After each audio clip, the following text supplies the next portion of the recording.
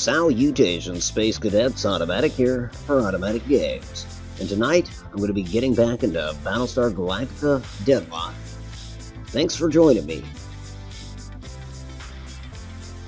Going to do some testing, some proving.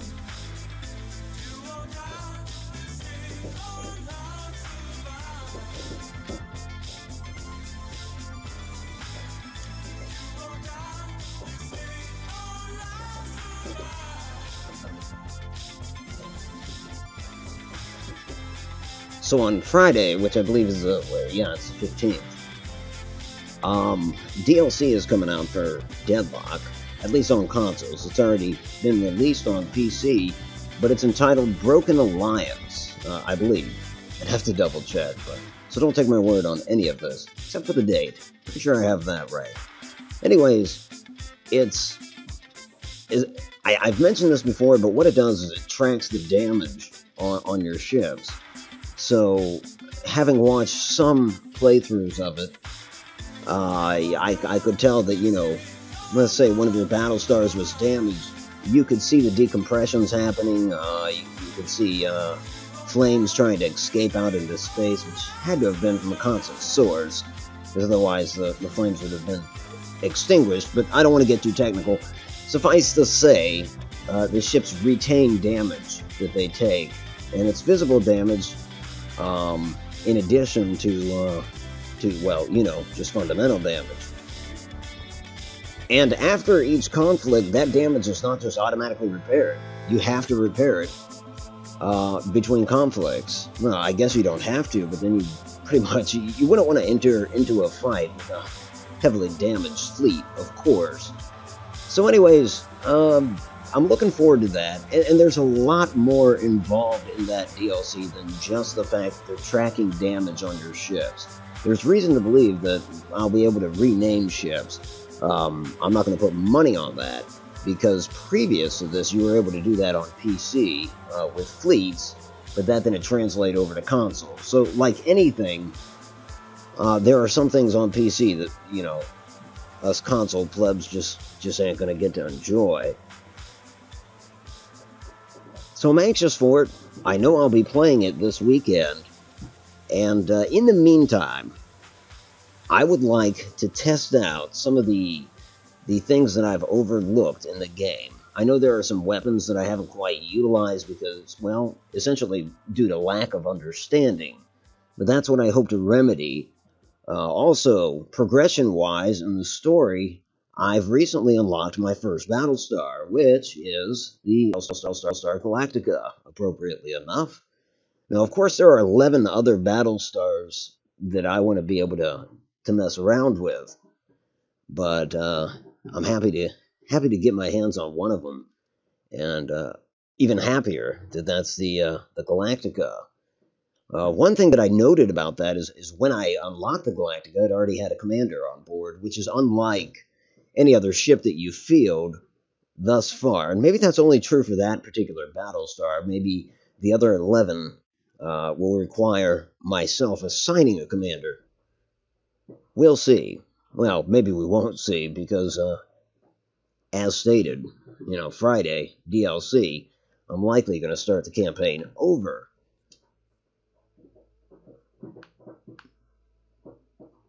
Is this the one I want?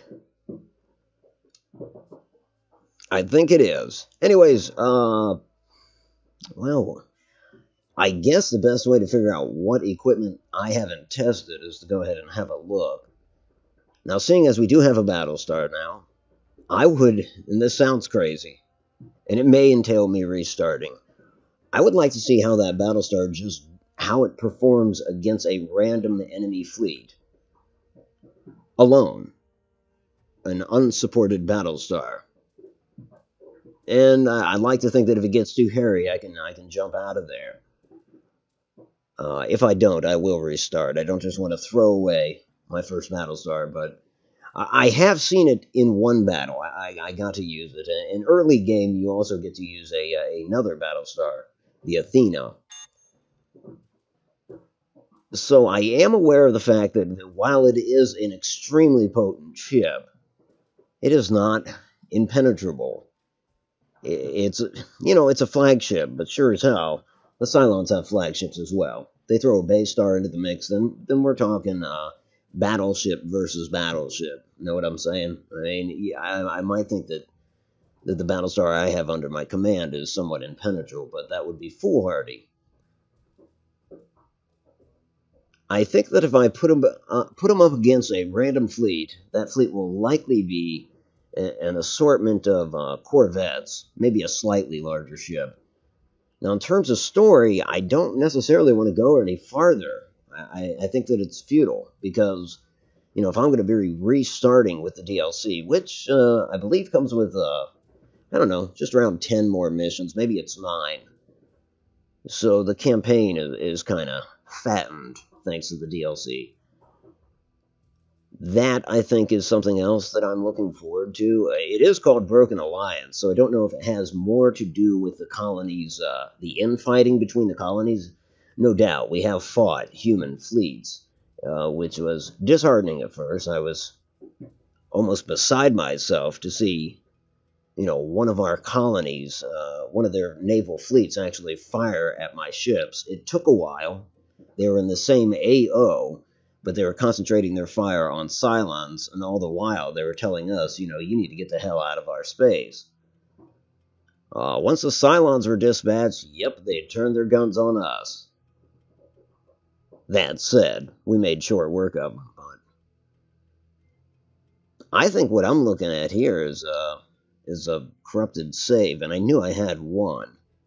I just hadn't deleted it yet, so I apologize for this, but yeah, I am going to try that again with another save. I suppose that calls for the technical difficulties screen. Nonetheless, this is a technical difficulty that I'm confident that we can overcome. Because again, I recognize what the error is here. What it was I did get into a fight with a Galactica, and I saved during a battle, which is always... I don't really advise it, because you run into that shit. If you save during the strategic phase, you're fine. In my experience, I can't speak for anybody else.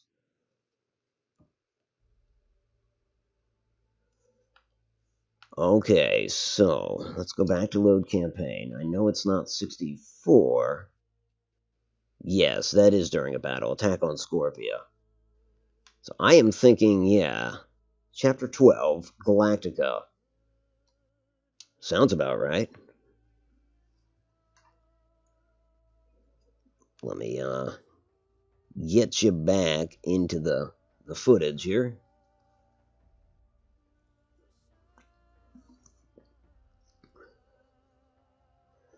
But certainly that was something that I noticed, that the Galactica, that is, still took took a modicum of damage. I plotted their jump coordinates. So I don't want to play with this thing as if it's unbeatable. But to test my theories,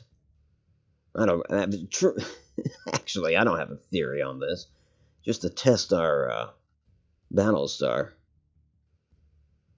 Let's go ahead and have it spool up the FTL.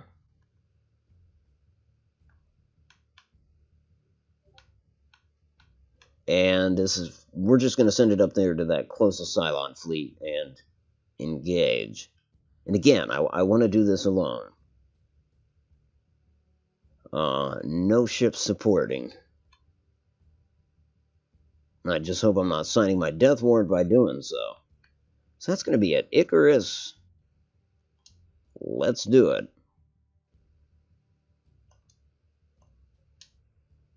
Detected a Cylon escort fleet, sir.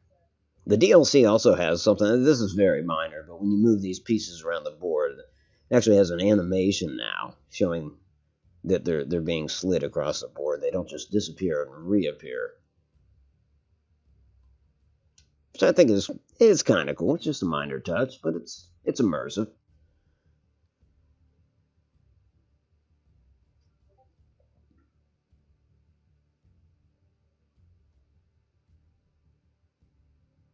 Now I'm already starting to second-guess this decision. Should I have sent in a carrier just so the Galactica had some support wings? You know, I could have even had the carrier jump the hell out of there after launching its fighters. I don't know. We'll find out. We'll equip this with Viper Mark IIs. I have toyed around with the sweeper.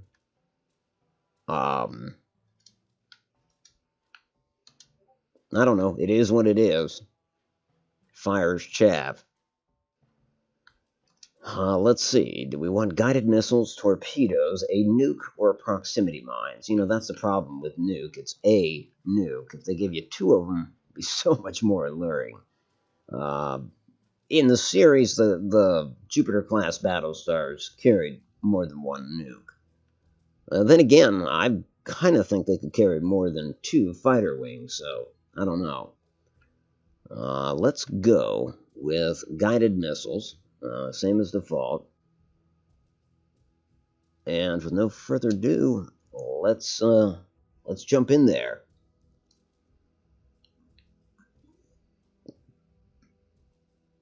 Fleet group is jumping in 3, 2, 1. First things first, let's examine our Dratus contacts now that we've jumped into this zone.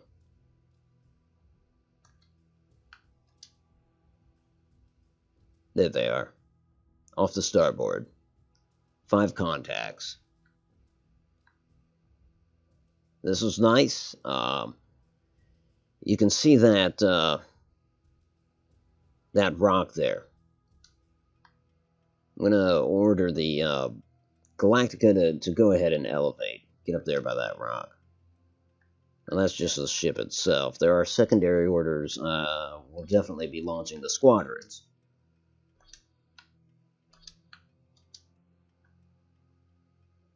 And they will do what they do.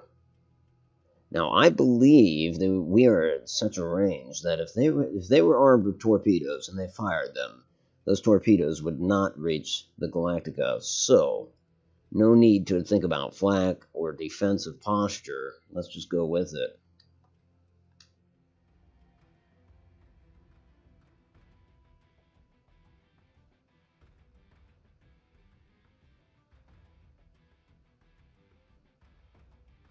Now, this Battlestar doesn't elevate as fast as I had hoped. Hitting boosters is not going to help that. In fact, it's going to hinder it. I still think we're good in terms of posture. Although, mark my words, that might be a cocky mistake on my part. We're just going to move the fighters over in that direction. Worst case scenario, it's a bunch of Certes class gunships, small ships that, well, they're corvettes, but they're specifically designed to combat fighters. Actually, scratch that. We've got new orders. Let's assign group here. Make that red squadron. We'll move over to this one and make it blue squadron. Blue squadron now has new orders to defend the Galactica.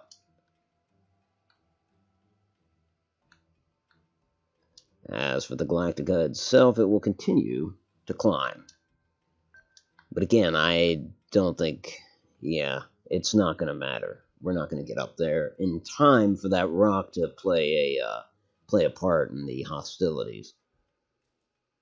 My intention was to put myself, put the rock between myself and the Cylons, just in case they fire guided ordnance, but that's why I'm holding back one of the fighter squadrons to serve as an additional point defense,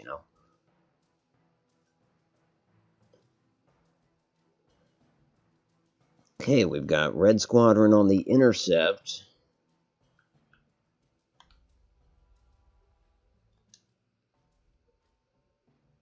That looks like a good approach. It's fine with me anyways. Blue Squadron on point defense. Yeah. Galactica's continuing to climb. And I'm not confident with that. Again, because I don't think it's going to happen, so I don't know why I'm continuing to invest in a climb when I could be putting distance between myself and those Cylons. Yes. We're going to make a correction here.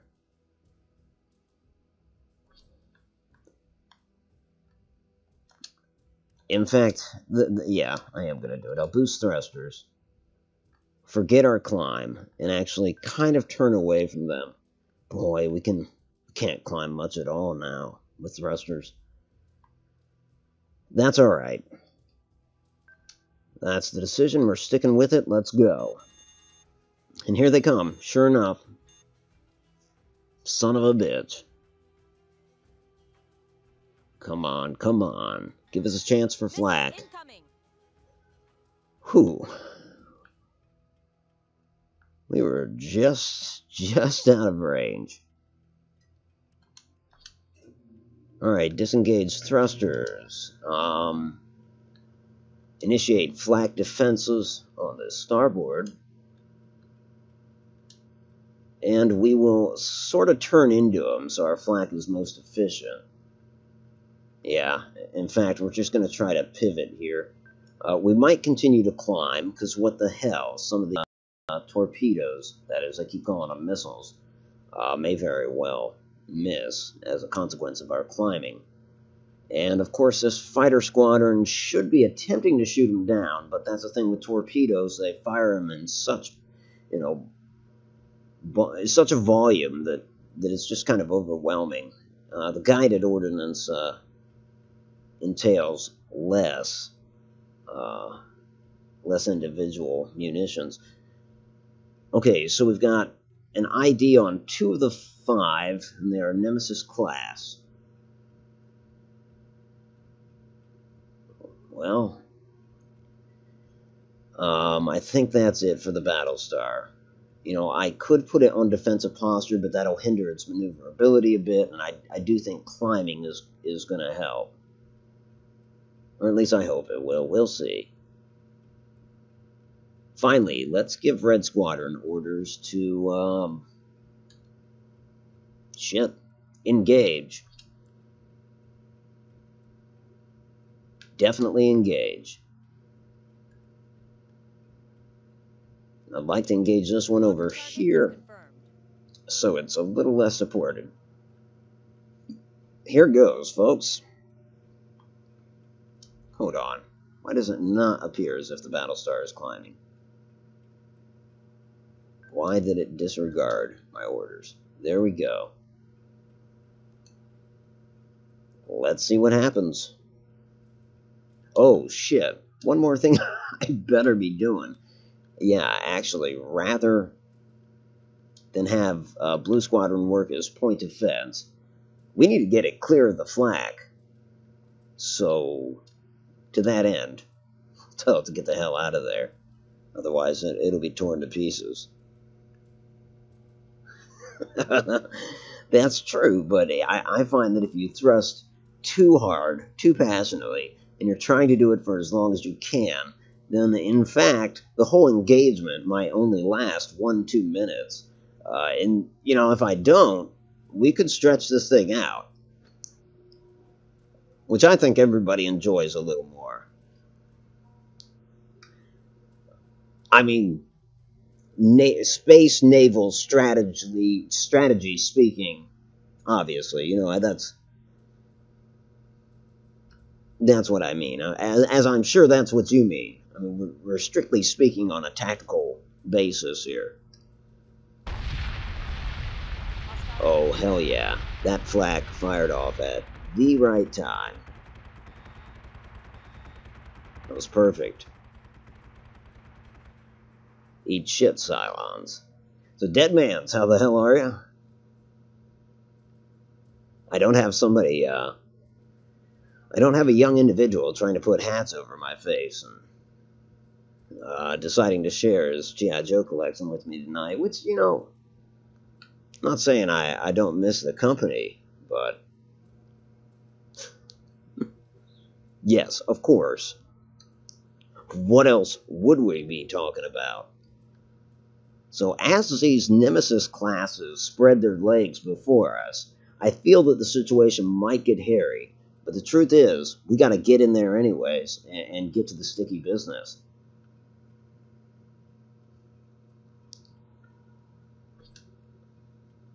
Okay, so this one has already taken damage, and I don't know why.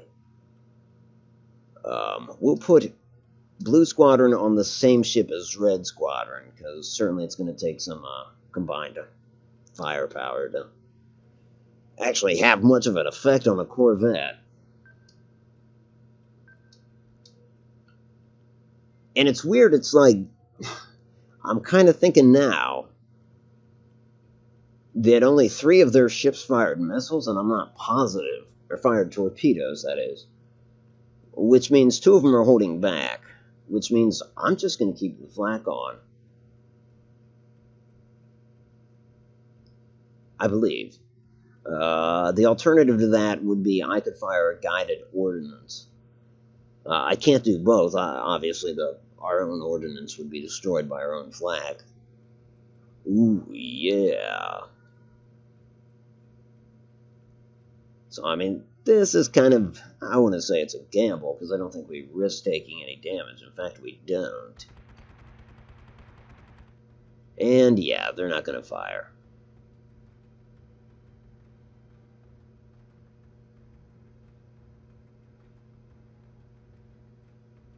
And see, now, here's the problem. Since they didn't fire then, I think they might fire now. Son of a bitch. So, yep, I'm keeping that flak on. Now, what I can do is fire just shells at him. In fact, I'll go ahead and tell the Galactica to open fire, but I don't know if he's in range yet. We'll see, but that stuff will go through the flak, and in fact, battle stations. Action stations. Or action stations, I'm sorry, lady. She corrected me. How are the fighter squadrons doing? Yeah, just the one is kind of damaged. Yeah, the one lost 2 fighters out of 8. Well, poopy, but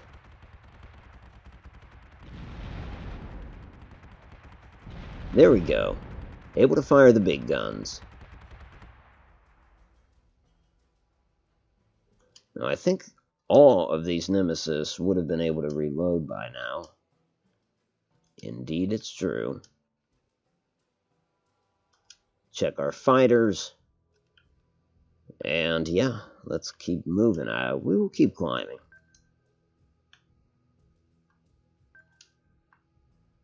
The Corvettes are going to be in gun range soon, too.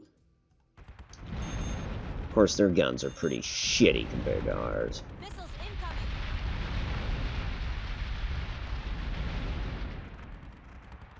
Now, that's that. 4 of them fired. I am willing to take the gamble now and drop the flak. Cancel flak.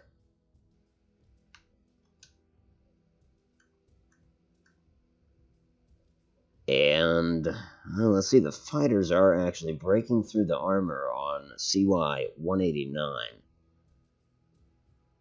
We're going to go ahead and fire at CY-286 with guided ordnance. I think our cannons are already focused on that ship. So, here we go. Flak is off. If they fire missiles this time, they're going to hit us. Mr. Mark Jackson, how the hell are you, man? Good to see you. Let me see. There we go. How's life treating you?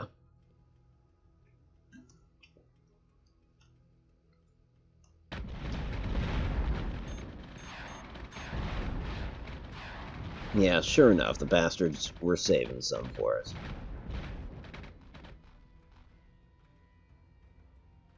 Well, look at that. That was guided ordnance, so it's a little slower. Dumb bastards are about to get hit by flak.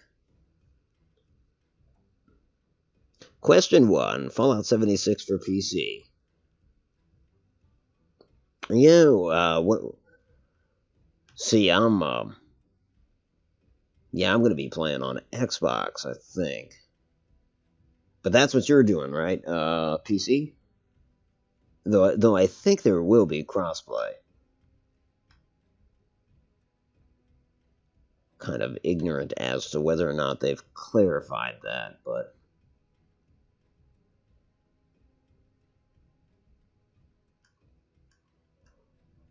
Yes, sir. Gonna have the fighters. Yeah, no doubt. Well, I think it... Well, actually, to be clear, I hazard to guess that it will be, you know.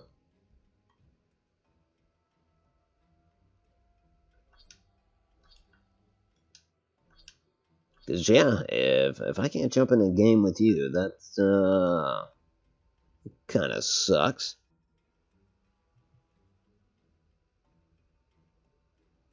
Okay, so, yeah, if Microsoft says they want to, then yeah, I think PC and Xbox would be fine, right? The elephant in the room at that point would be Sony, of course.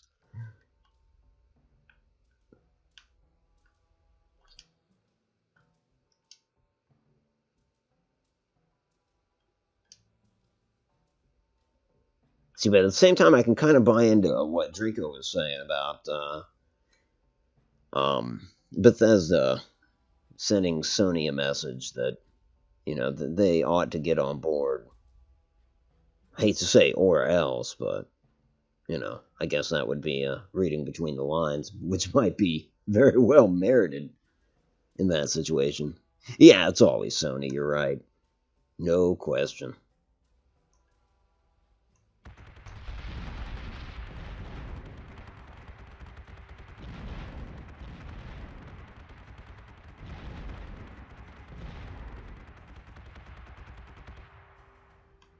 Okay, so are any of these Corvettes reloaded? None of them are. That sucks for them. Of course, this one's coming in almost at a ramming angle. It's kind of shitty. You know what? I might keep the flak on and see what that does to a Corvette. Can't be good for it. Can't be nutritious. Or else is exactly what you would say. Yep. And I wouldn't blame you at all. I'd love to listen in on that conversation. Yeah, go the whole, well, I hope you enjoy that, the idea that the newest, latest Bethesda games are going to be exclusive titles to Microsoft. I mean...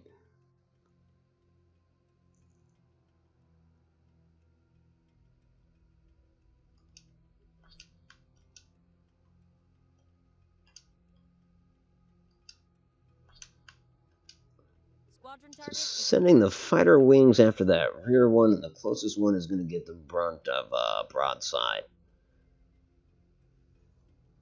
Question 2. Have you downloaded Quake Champions for free yet? There's only a couple days left. I haven't. Just for fun to try. Yeah, you know what? I haven't played Quake, believe it or not.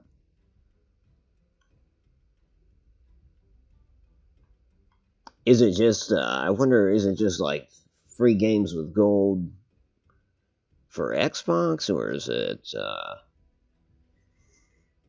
in the Game Pass, or is it just across the board with that title? Like you're just allowed to download it for free?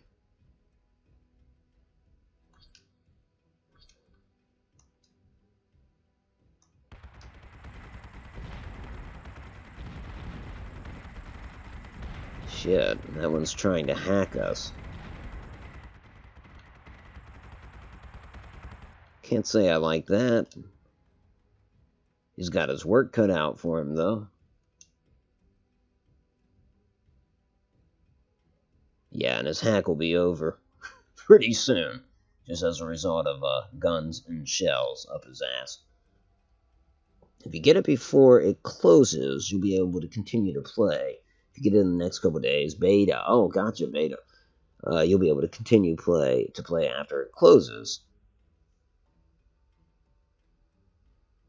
Yeah, well, you know, I guess I'll have to, once the stream's concluded, I'll have to check out some, I don't know, some Let's Plays of the beta and see if it, piques my interest, that is.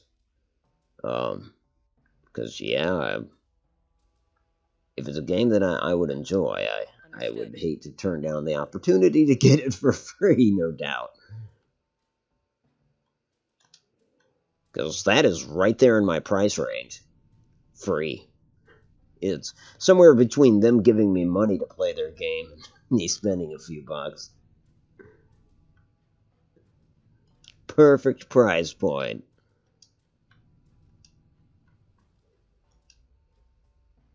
So I'm just going to keep the flat going, even though this one's trying to sneak up behind me. In fact,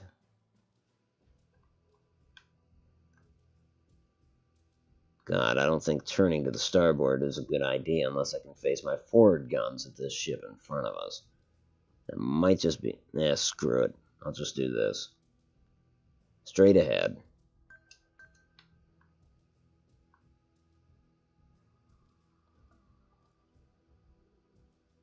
Not really piquing yours, but a free beta to play to release in a new game. Yeah, that's true.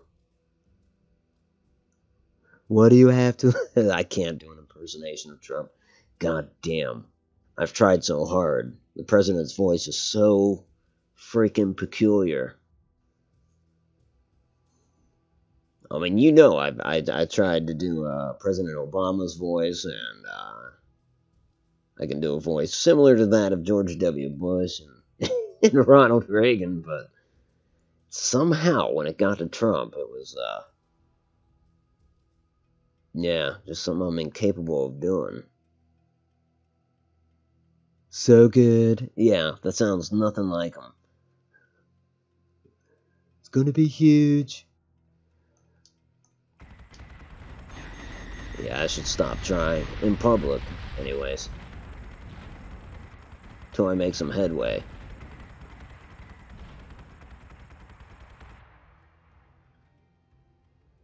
Hell, firewall's about down. And then they're going to be going after the armory. That's not bad. The armory houses our Marines. I don't think our Marines are going to be involved in this fight.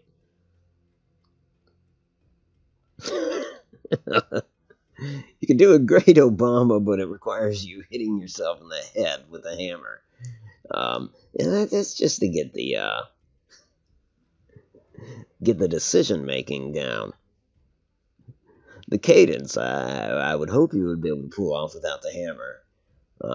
All you got to do is castrate yourself and hand your balls to our political rivals, or our international rivals. And when one does deliver one's balls to a hostile country, you like to put that in a nice a gold box, I think. Maybe with a velvet interior, you know. Really try to impress these bastards.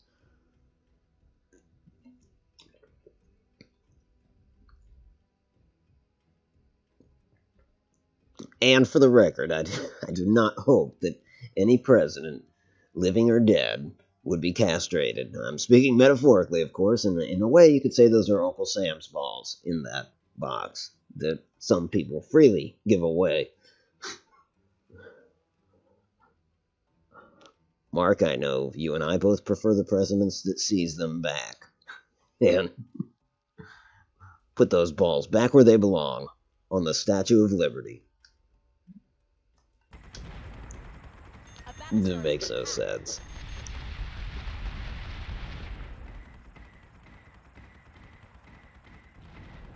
Okay, can we destroy at least one more Corvette? This is kind of...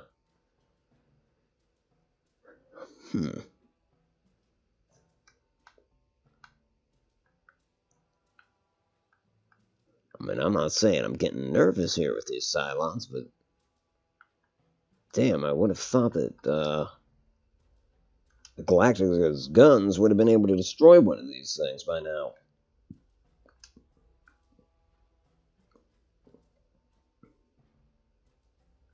See, have they all burned their ordnance? Yes, they have. So I can kill the flak and fire more guided ordnance in hopes of at least wiping that one out.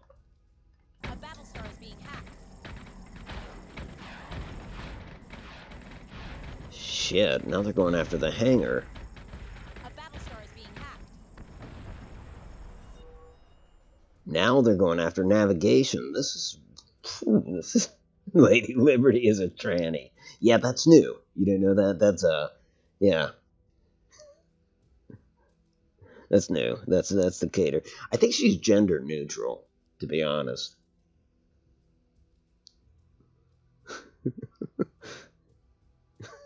French.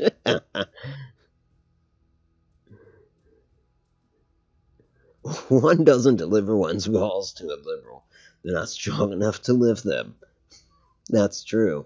That would just be disrespectful. You'd be breaking arms.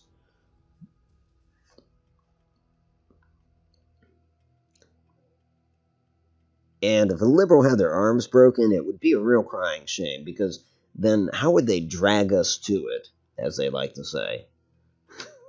Not without arms. It'd just be impossible to drag us to their policies.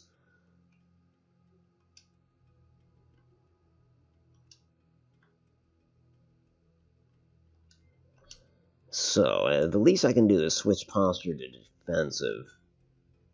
Try to boost our firewall. Well, I hope it's not too little too late. They hack into our navigation. Well, that sucks. Really, my biggest fear is that they hack into fire control, because then we're obviously just dead in the water. Well, dead in space. At any rate, better make sure that these squadrons have established a target and are on it. See where they are. Missile-wise, they still have some reloading to do. That's good. We need to make sure that we're locked on with our cannons. Here goes. Come on, destroy it.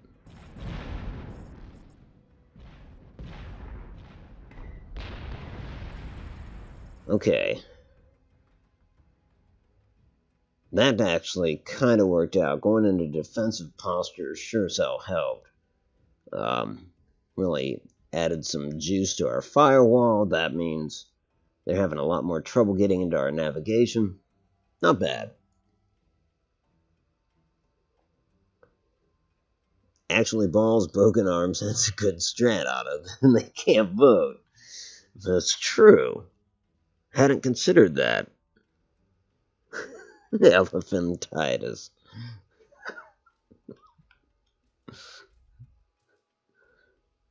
Yes, yes. It'll be a sympathetic story. I know you're a man, but the boy with elephantitis balls. Oh, what was that movie with Cher and, you know what I'm talking about. The guy with, the Elephant Man, right? Would that be it? No. Something else. It wasn't Brian's song. Nobody had elephantitis on that.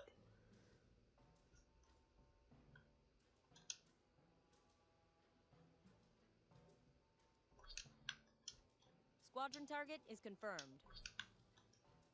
Understood.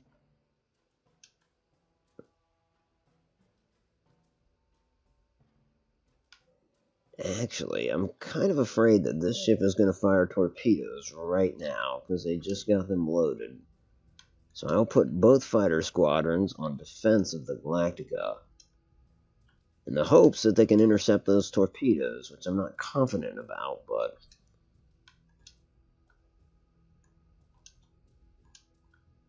we'll see, and that'll at least, because I feel like if the Galactica starts firing flak, those fighters are too close, they'll get chewed up by friendly fire. essentially the Galactica's just got to keep its big guns on that ship. We'll see. Forgot Cher existed. My bad. She's back. She was dead to you and she's back. And you know it's funny, I did not believe in life after love. But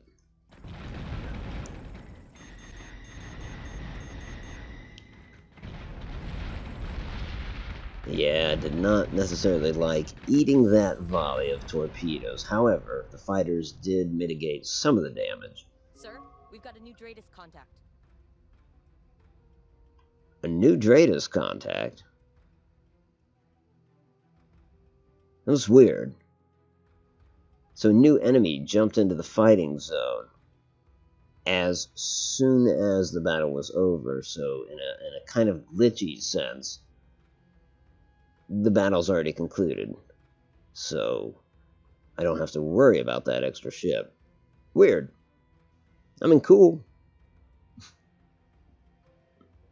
All those words, nothing said. That is one of the best descriptors I've ever heard in reference to Cher. Was Sonny a Democrat? He was, wasn't he?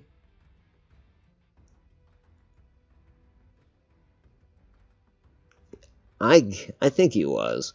You know, I mean, that's just a guess because of Cher. I wonder how reasonable he was. Kinda didn't pay attention to that.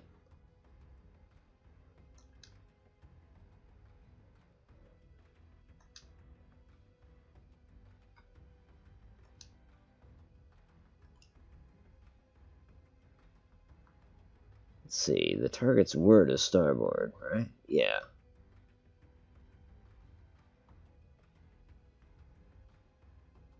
So this early juncture, Galactica was trying to get up by that asteroid or whatever.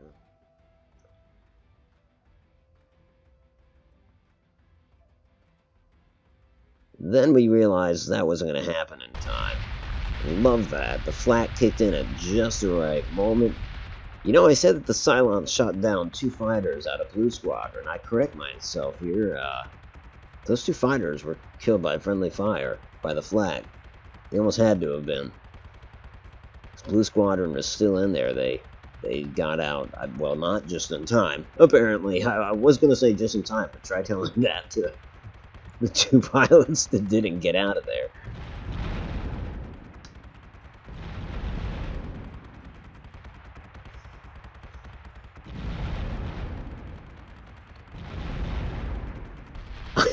Bono, yeah. Republican, Democrat, yeah. You just know that he was high. I think that's accurate.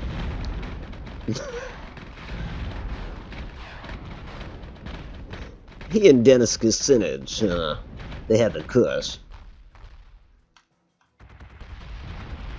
Actually, I shouldn't say that. I don't know if Kucinich has ever seen drug charges. As crazy as he is, I have a modicum of respect for him just because, like, I don't think the dude lies. I mean, I don't like his policies, but I guess he believes in them, but, you know, that's one politician. You know how that is. There's a few on both sides where it's like, oh, one thing I can say, I don't think he's bullshitting us. He really believes what he's saying.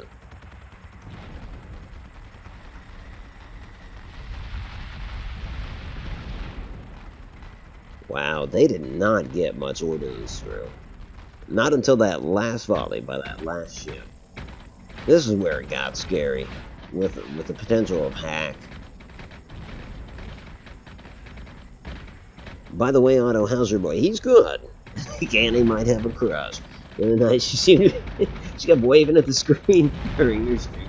Yeah, I love that. How little kids, you know, Billy will be, I don't know, giving us attitude, or it might just be in a neutral state when we're out in public, and all of a sudden there's another 2-year-old somewhere And he just turns to them, like, gets some kind of action pose and, makes a squeal, huge smile. She's like, wow, another person my size. I love that. It's freaking hilarious.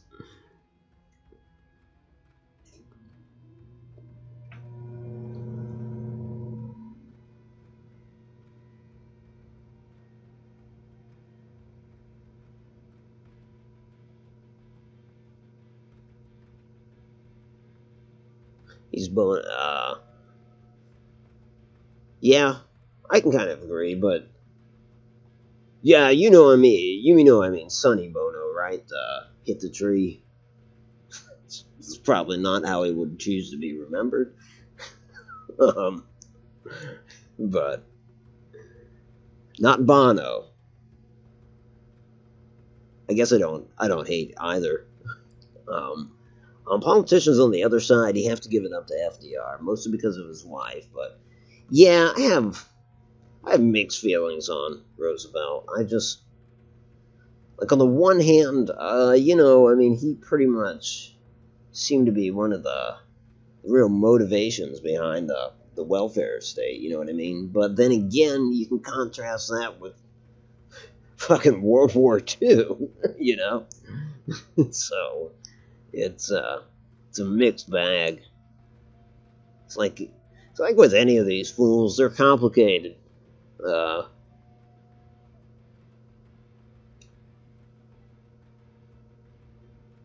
It's weird. I've met so few two-dimensional people, you know what I mean? Where it's just, I've plotted the jump coordinates. where, whether it's somebody I've met in real life or somebody of celebrity status that I haven't met, there seem to be so few that are just truly two-dimensional, like where you walk away and you're like, God damn, there's not much depth to that person. They are just,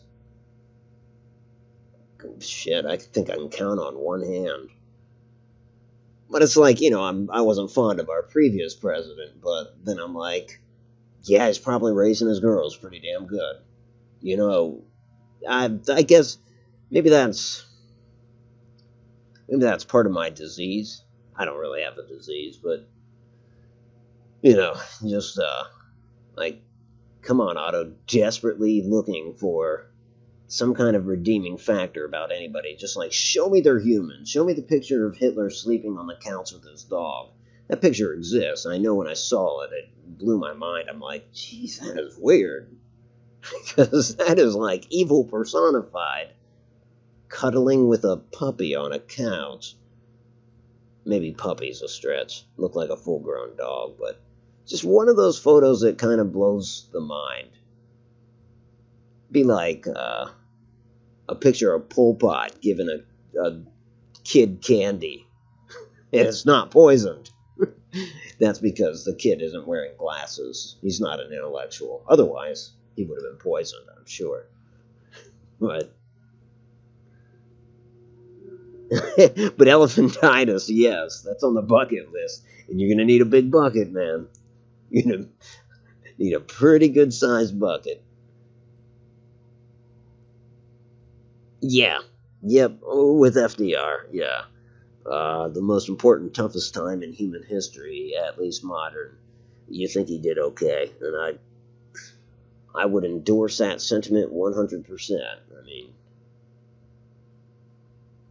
yeah, kept us out and then put us in put us in at an obvious time, but then handled himself pretty damn well. His successor versus MacArthur, that I wasn't fond of. But Harry Truman's a whole different animal, of course. Let's see. So, I gotta say, the one Battlestar versus 5 Corvettes did, fucking okay.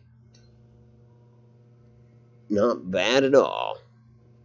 Elephantitis Fallout 76 DLC microtransaction, yep.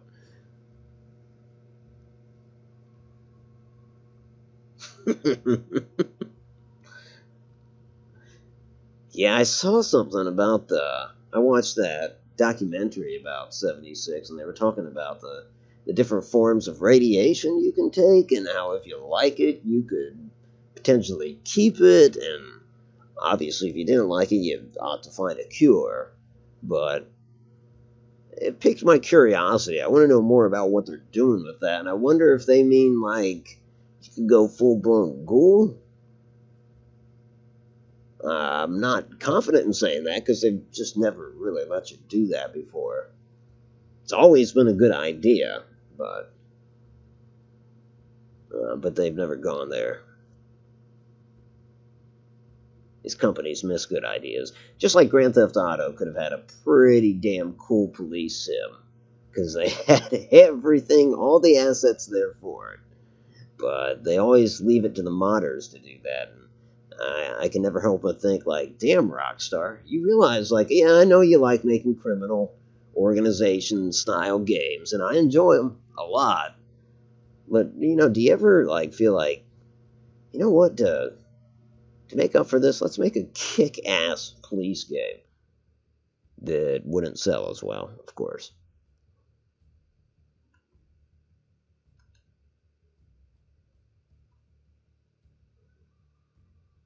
Yeah, the perk cards. Curious about the perk cards in Fallout 76 and the re-roll of them. Haven't seen that mechanic. Yeah. You're a conservative and you love Trump, but you can't logically smash FDR to ruins. Yeah. Yeah, I usually pull my punches with most presidents just because, you know, sometimes I have days that I feel like I can't deal with, so there's always a sympathetic thing, no matter how harshly I talk about some of them. Now with President Trump, it's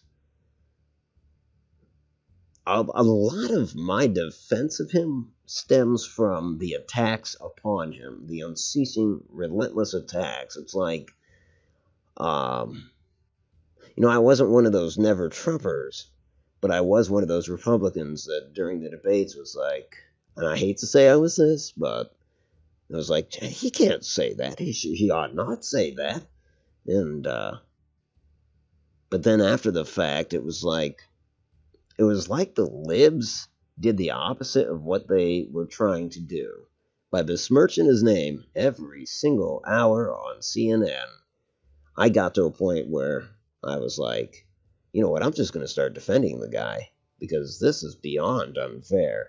This is actually cruel. I mean, there's malice involved here.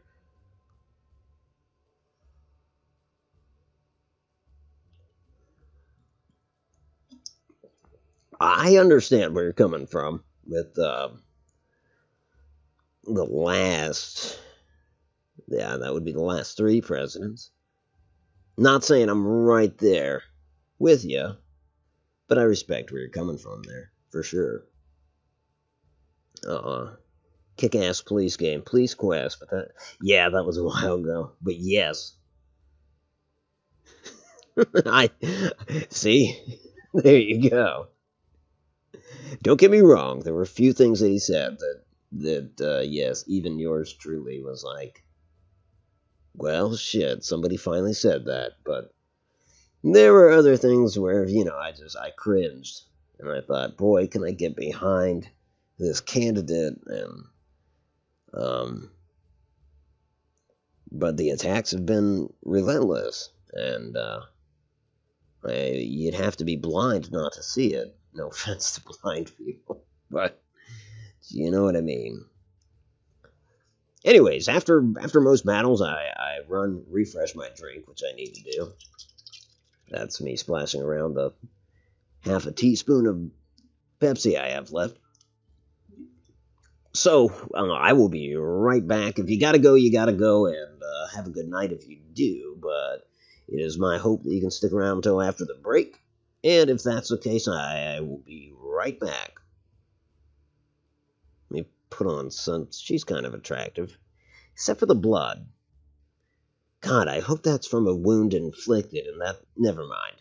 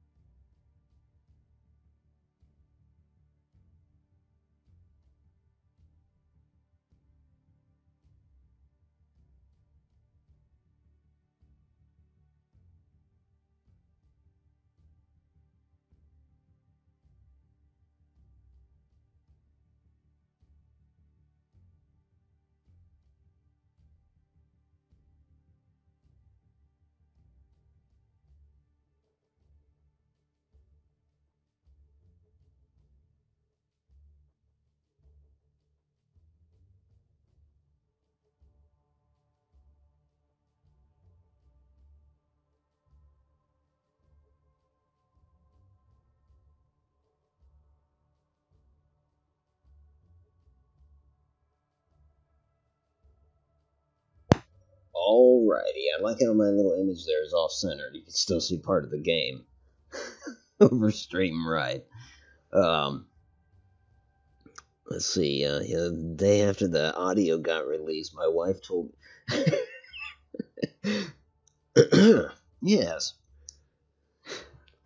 Well, good. Love the blood. Well, see, that's what I'm saying. If that blood is from somebody that she, if it's from somebody else, or if it's if it's hers, but it's from a wound inflicted, then that's fine. But if that blood comes from Australia, or the hand down under, or the land rather down under, then that's disturbing. Encountered that too many times to want to visit again. It's like Birmingham. No, was it Birmingham? No, I think it was Montgomery, Alabama. I broke down there once, and it was like I spent a week there one morning. It was horrible.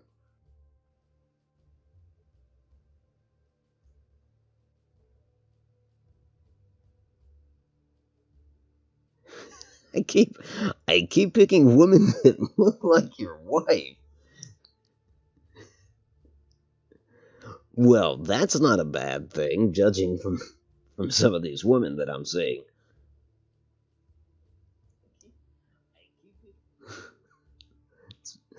Not bad at all.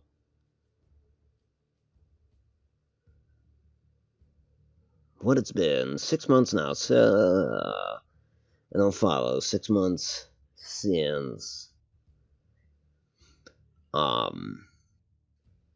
6 months of streaming? Probably, yeah, I think I started in January. Yeah. I'm guessing that's what you mean there.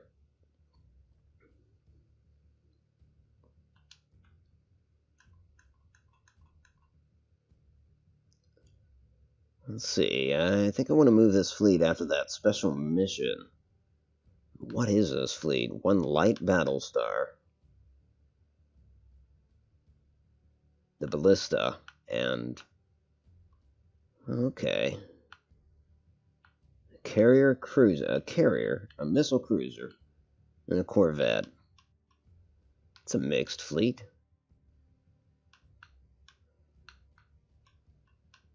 Under command of Bowden. Commander Bowden. I would promote him now, because he could take a promotion, but let's see how he does in this next conflict before we get all liberal with our promotions.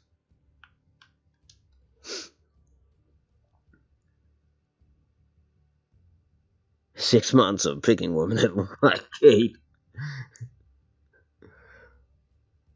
Wow. You've got good taste then, because I've got a type. I would say my wife falls within those parameters too. Streaming, women, same stuff.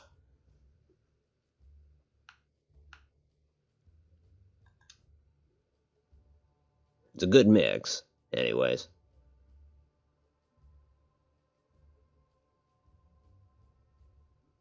So let's see. We're moving that fleet to engage there. Thinking move. I just don't know. That Battlestar ought to be a flagship of a fleet. I'm going to sail it over to Pycon, because Pycon is supposed to be the naval yard. And there's a couple ships there, so that's what I'll do. Kate, on the other hand, has terrible taste. Well, yeah, she and my wife have that in common. I was talking recently, actually I shared this last night, the guy that told me the 4 most important words to a safe marriage, and it was kind of funny, but as a response I said, there's been 3 words that have gotten me through the, 14 dating and 2 years married to Joni, and those 3 words are, I don't know, because, hell, she doesn't believe me when I do know anyways.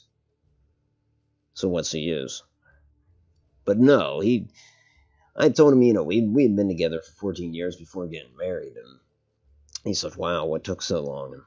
And I said, took her that long to make up her mind, to finally settle. It takes a while for somebody to be like, God, this appears to be the logical choice. What have I gotten myself into?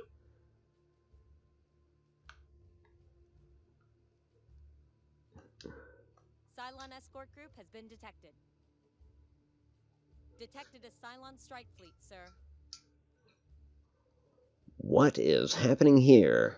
Cylon strike fleet was just about to hit those two missile cruisers when the Battlestar Galactica jumped in. However, the Galactica and the two cruisers are separated, and now they're asking me which battalion is going to take on the Cylons. Thinking the Battlestar.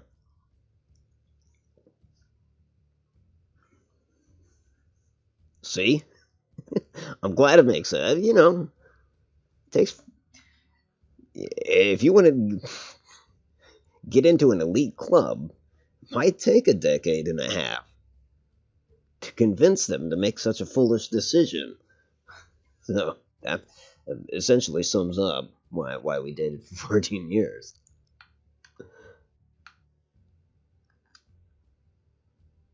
Oh, wow.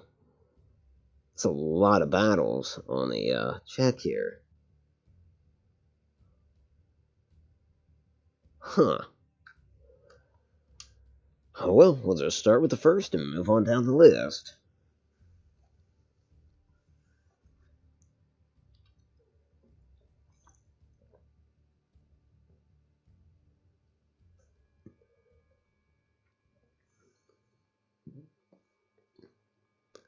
Wow.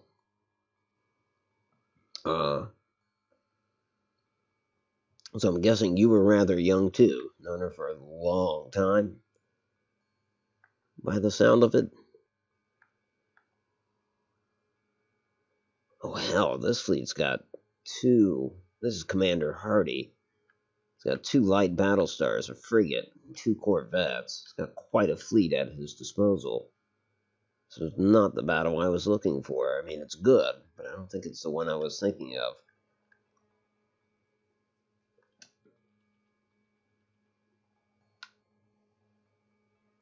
So I'm going to stack these two battle stars, a common tactic in this game. Just because, that flak works awful nice in concert with each other. And you've got those broadsides, like, double damage. Guess I don't need to explain it. It seems pretty straightforward. The frigates are going to be carrying our Raptors. I'm not investing a lot in the frigate. It's more or less a support ship at this phase in the game. Grayson! How the hell are you, man? In tonight's episode of Otto's Marital Advisor War Council. Marital Advisor War Council. Welcome to the War Council. We are going to determine how to win this conflict, and also we're going to shed some light and share some tips on how to have a long-lasting, happy marriage. Becky brought the fruit basket. There's a... I don't know.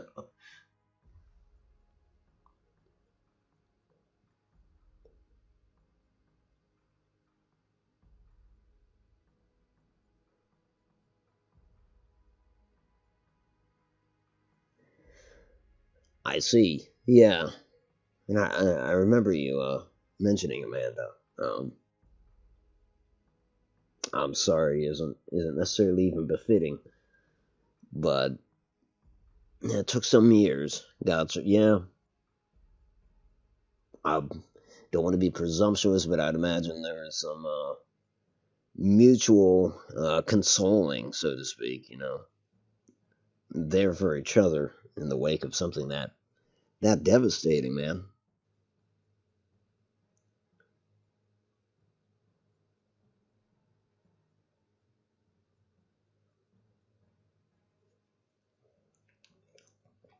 Let's see, we'll move the Corvettes back there.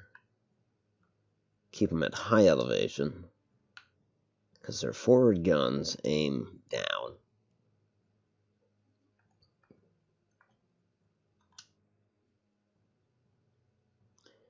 Shit, do all of these people have missiles? Is that what's happening here? No, those are torpedoes. Everyone's got torpedoes. Now, why the hell would I have ever done that?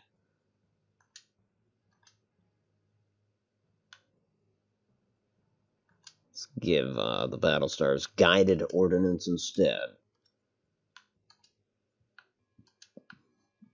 And strangely, I'm considering giving the frigate a nuke. Shit, Otto, just do it. Well, okay, I will.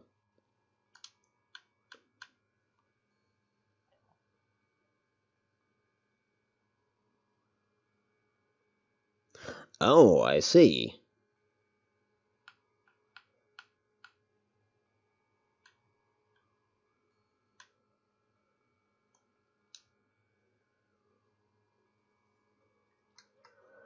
Oh, this raid is at Caprica.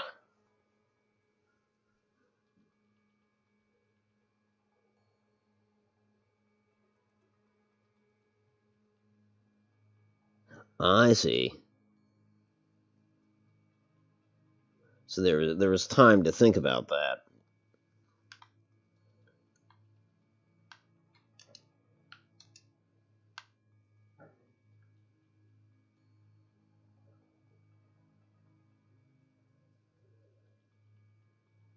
Oh man, it just sounds trite for me to say that it sounds like a trying situation, for sure.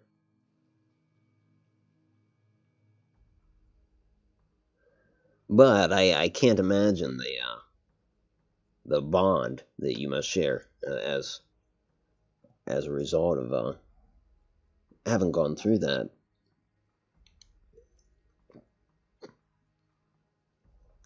Let's see, 4 targets on Dradas, all to port. 4 targets. That doesn't necessarily make me confident that these are going to be all Corvettes. I would think there would be 5 or 6 targets if they were Corvettes, but who knows?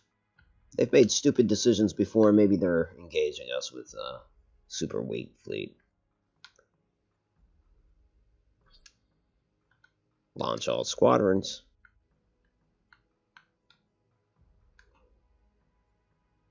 Launch those Raptors.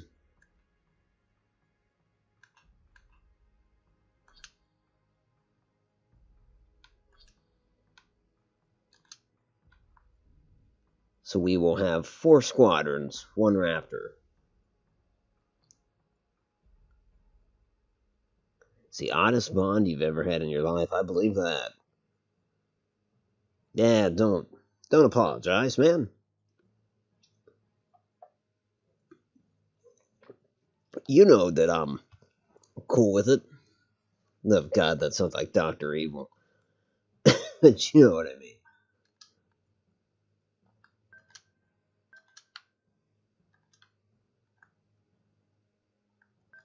Understood. Want these Corvettes to face the enemy, at least. And I think that's it for this turn.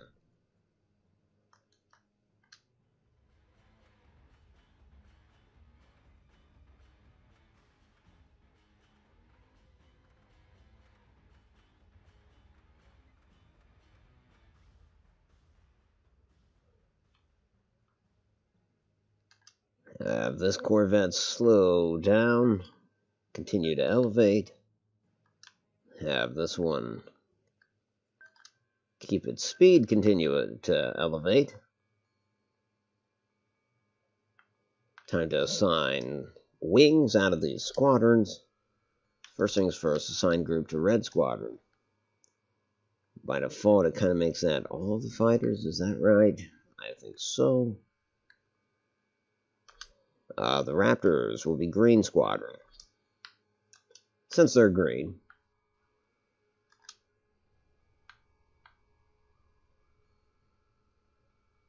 Oh, that's weird. So that fighter's alone.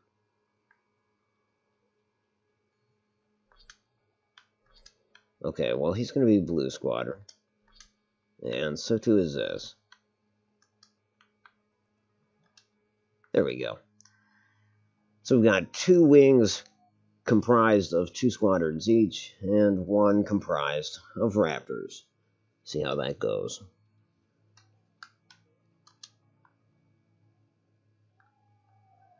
Ah, boy, Billy's stirring.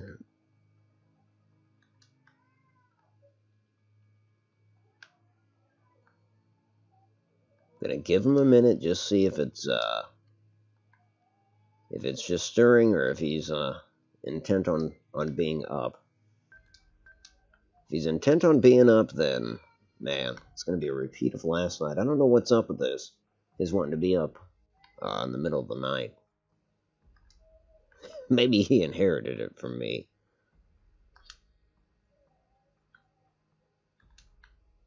There he goes. Sounds like just... yeah.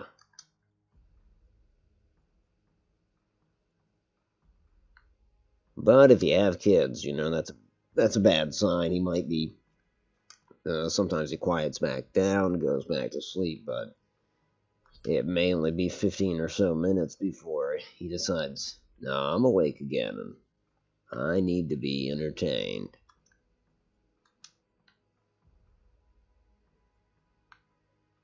So there we go. I think that'll suffice for now.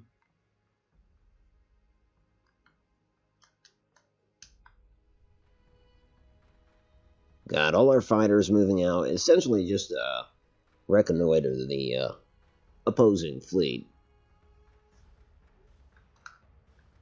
Once we get an ID on some of those ships, we can actually fire ordnance. Okay, they've got a 5th Dratus, whatever you want to call it, signature out there, and it looks like a fighter squadron. That said, we will order Red Squadron to engage that specific signature.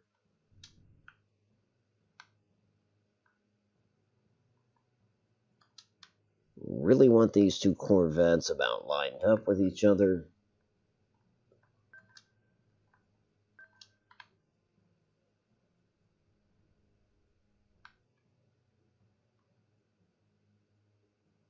And I'll get them into offensive posture because they might go ahead and fire. They're using torpedoes anyways, so they can fire without having established an ID. But it's unguided. Put them on offensive. And fire. I think they'll fire at this thing with the assumption that it's a carrier of some kind.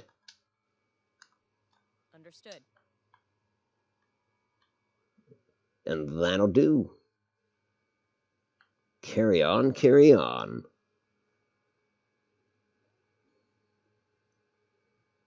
If Annie wakes up, one of the dogs usually comes and gets me. Oh, that's kind of handy. You've got a middleman there. Nice. She's asleep, has her. Aw. And you really have a leg cramp. Yup. Yep.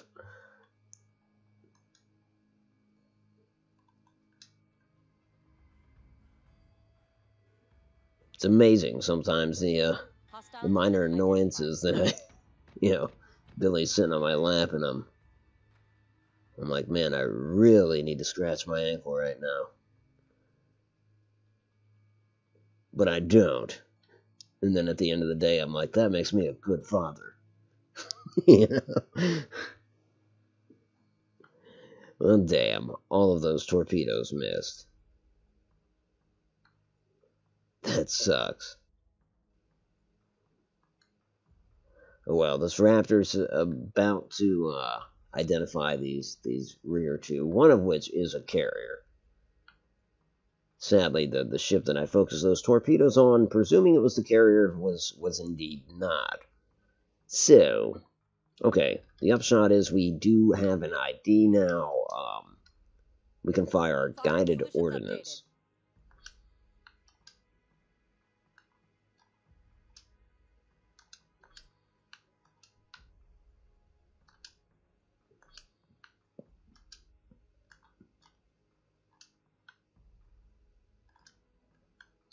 And I'm going to slow down this frigate, kind of let the Battlestars pass it if possible, and then it will break off to port.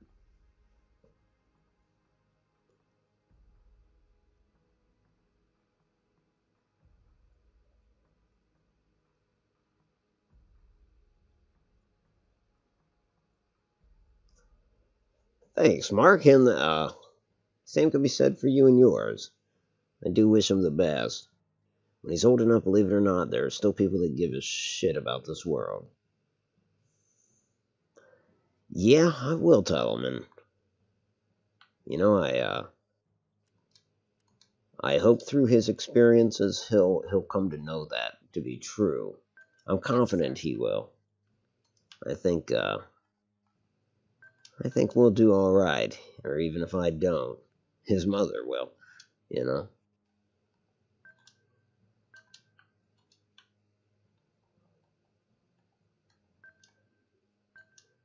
Even if it boils down to, Billy, don't do that. Your father did that. I hate to say it.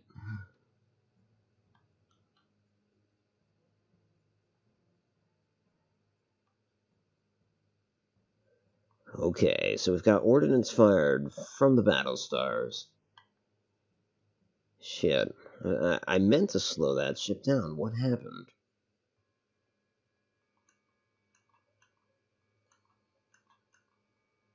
Yeah, that was it. There it is.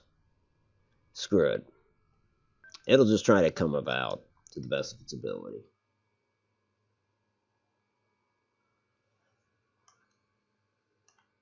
Hostile unit identified.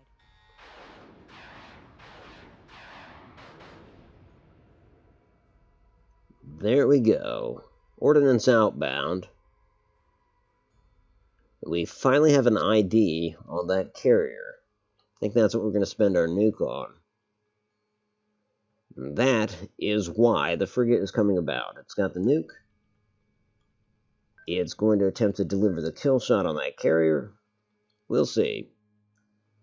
Keep the Battlestars on course. Not much for them to do until the enemies get closer. These two ships still have to reload. I'll tell you what I'll do. I'll have them On it, Commander. break off, select individual targets.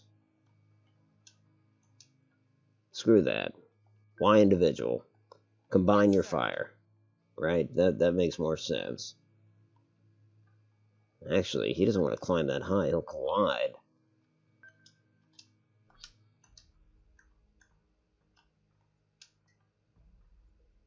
And finally, what are these fighter squadrons up to? Well, they're trying to engage that squadron. And I think that this Yes, sir. squadron here should support the other. Again, just trying to gang up on them, I guess. And as for this ship, select target. He's going to start going after the next nemesis from behind. Get him in the rear.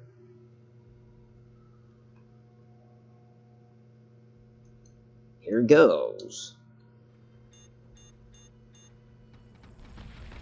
Oh, are they firing at a Corvette? Yes, they are. Bastards.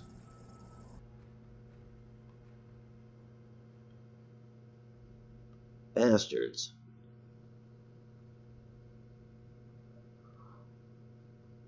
Well, so this Corvette's starboard side has been heavily damaged. It's going to turn to that direction. Plus, it's being hacked. And they're trying to hack its fire control. So, better yet, it's going to try to put distance between itself and the ship that's attempting to hack it. Now, this ship is unscathed, except that it's being hacked, and they're trying to hack its fire control. Same deal. It's going to turn around, Next turn, it will engage its thrusters and its boosters. Yes, Commander. Just try to put distance between it and the ship attacking it. I feel like that's the best I can do, aside from going into a defensive posture, which, yeah, I'll do that as well.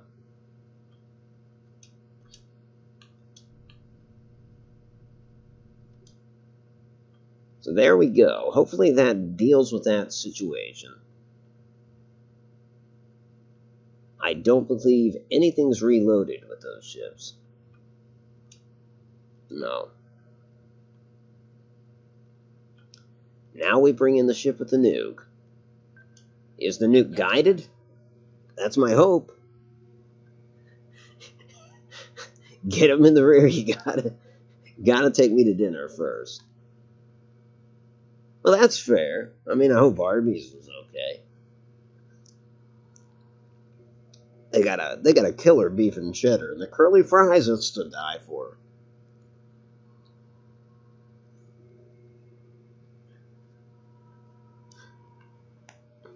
It's kind of sad. I don't remember if the nukes are guided or not.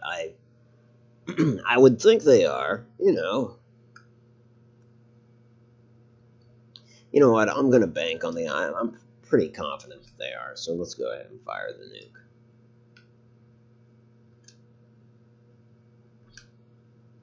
Acquired our target, which will be the carrier. And we'll nuke the son of a bitch.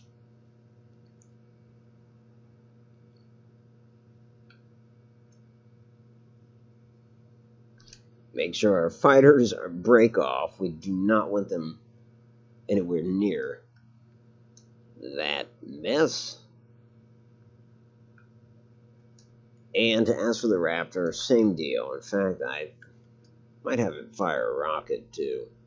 Nah, it'll wait. Let's see what that nuke does.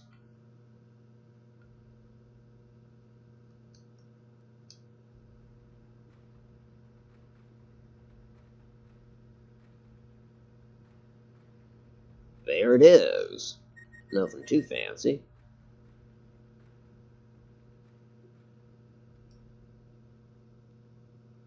Okay, they are about to break into the fire control. Boosting thrusters. And full speed ahead and elevate. Hope that gets that ship out of that. I'm just saying that a lot. Let's see. Thrusters on. Same deal. He's being hacked by 2 ships. So, he's in a bad way. Oh well, hopefully that works. We'll see. Nuke is inbound. Let's have that frigate try to catch up with the formation, get back in there.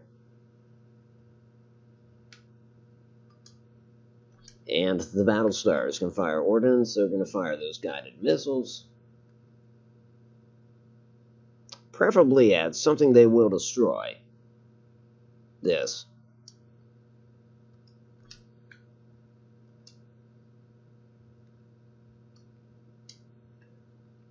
And that'll do. Good with ramen noodles. Nice. I appreciate that. It's like you're looking after my pocketbook. And if that isn't true love, what is? But right on. Hurry back. And Grayson, so we know now, to get into Otto's rear, all we need to do is purchase curly fries. Everyone has a price. Some are stranger than others. Yeah, that's it. Curly fries. With catsup. I don't know, but I'm just putting this out there. I also enjoy the occasional chicken tender. You know, just saying. No, I don't want to sound too greedy, you know.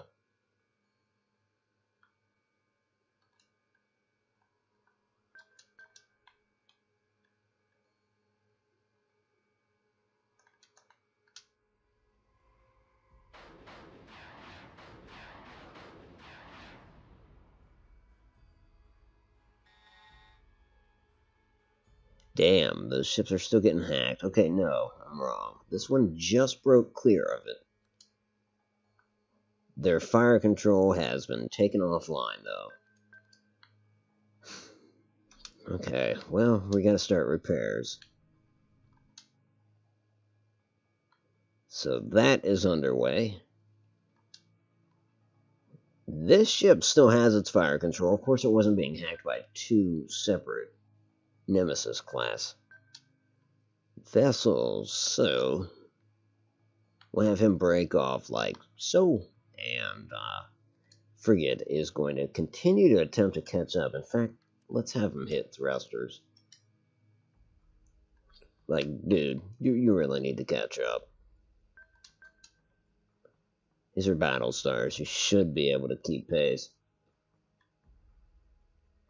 And last things last, make sure that the fighters are clear of our nuclear target. Here we go.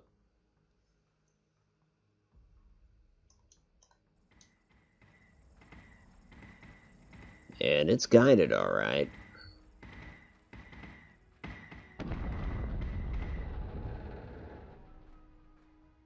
What? It survived? Well, it's done now. Where are those raptors?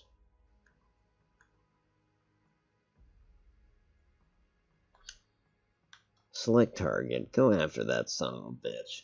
Squadron target is confirmed.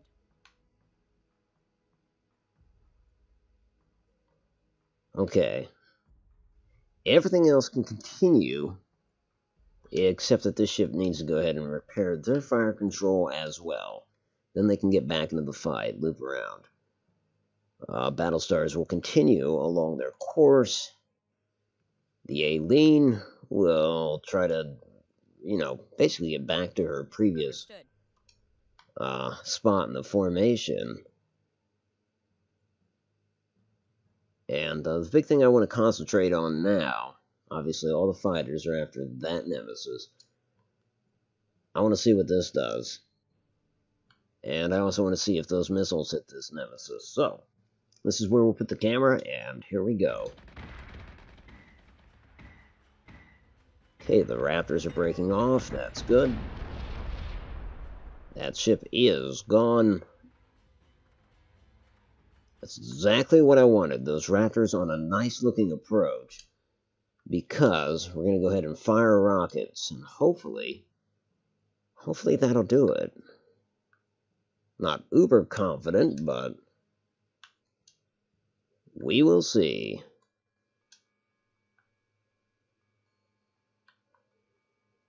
Think everything else can go well. We want to keep the Aileen in formation. She can go ahead and kill those thrusters now. And just maintain formation. Dive back down. See if these ships can fire ordnance. They can. Fire at the closest target. Understood. And these two ships are continuing to repair.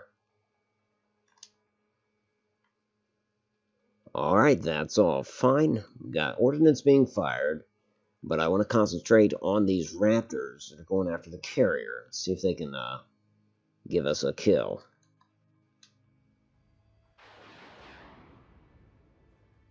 This is unguided ordnance, so...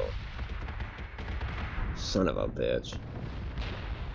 Okay, well there you go. The fighter squadrons inflicted the kill shot. The Raptors certainly held. Missiles are about to hit that ship. All fighters will go after the other one.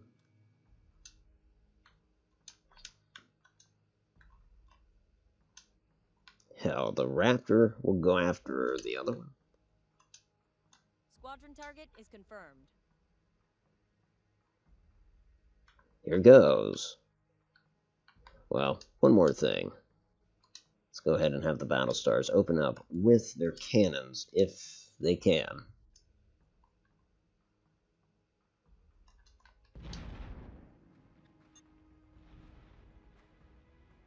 Shit. Well, that last nemesis is gonna sting us. It's going after the Aileen, strangely enough. Not much Aileen can do except for brace for impact. It's too late for the Battlestars to save her using their flak. And it's guided ordnance, so they can't really dodge. So she's going to get hit with 2 volleys, damn it. Kind of sucks.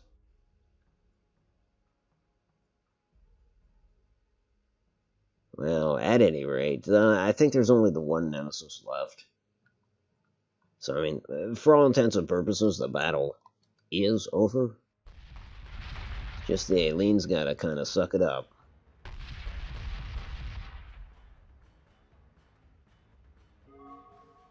And that was that. Go ahead and view the replay. You know what? I'm just going to leave it on cinematic camera mode and not micromanage the camera, because I will be right back. Going to use the restroom. And in the meantime, see if you can get those curly fries. Okay?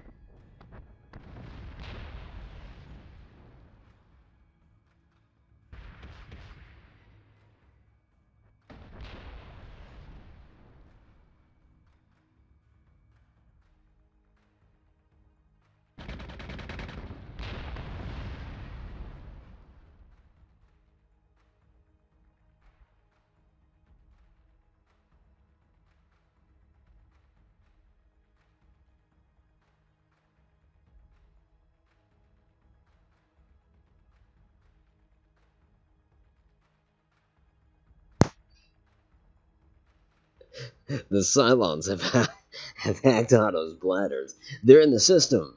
Somewhere in the upper tract, I think.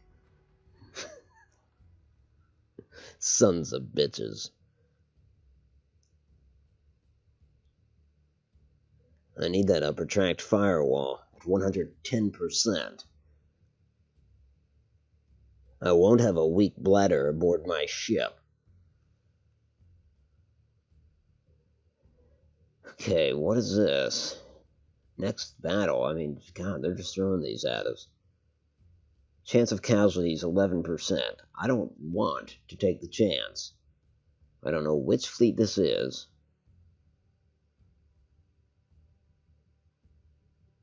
Well, this might be Colonial Fleet 9. The attack on Kenzeron. So that's going to be bottom left. We'll find out. I almost feel like all I'm going to be able to do is resolve these battles. I mean, come on, game. There's other shit that I wanted to get to.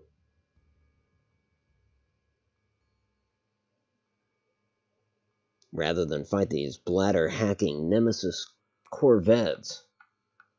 Oh, the live long. Okay, so this is Bowden. This is the fight that I was expecting.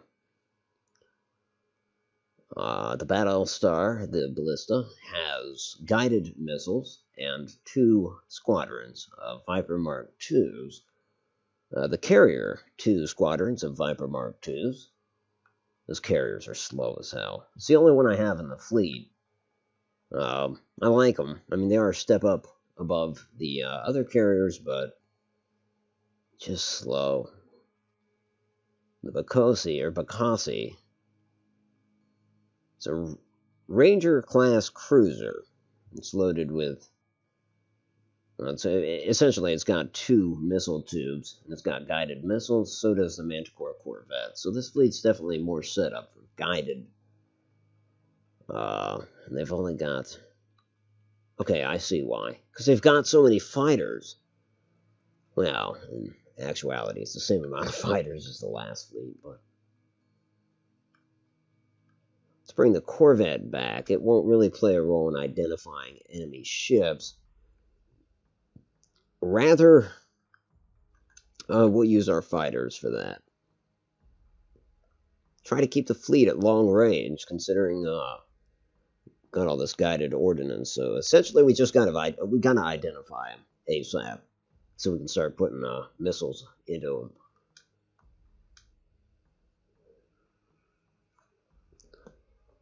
All right, Mark. Take care. Thanks for stopping by, man. Have a pleasant evening. But yeah, good talking to you as always. Fleet group is jumping in 3, 2. We will fight on in your honor.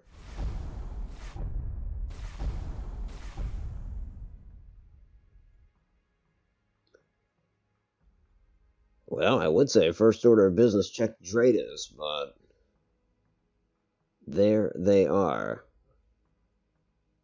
6 targets. Okay. The fleet is going to turn hard to port. Yes, Commander. We'll try to keep some distance. Jesus. Fleet is going to turn hard to starboard. Again, that carrier is just so damn... You know, it just doesn't maneuver well. Yes, Commander. Understood. Doesn't maneuver well, and it's slow as hell.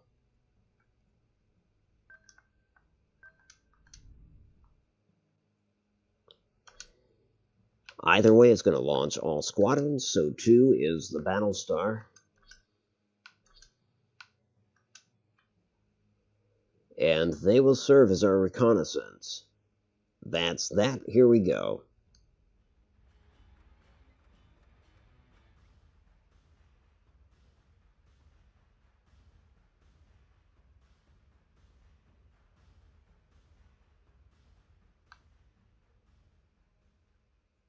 Okay, steady as she goes, and, well, no. We'll continue into our turn.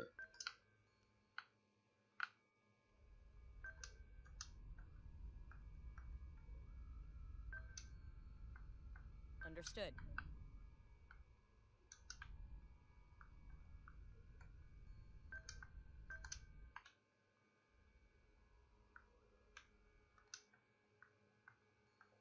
So say we all. You know, I want to put distance between myself and the Cylons, but come on, with this carrier, that's not going to happen.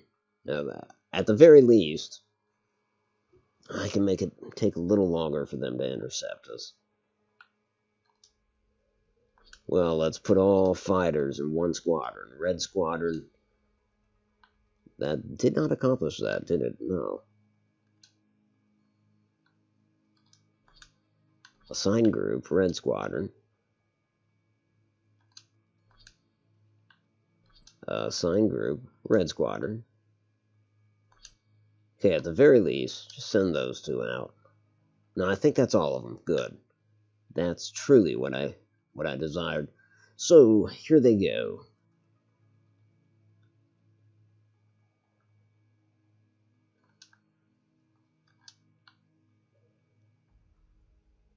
And that'll do.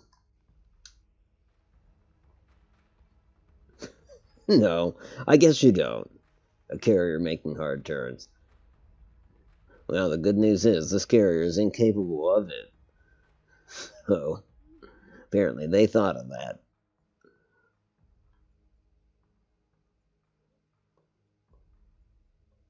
I think at this rate, they can just, excuse me, continue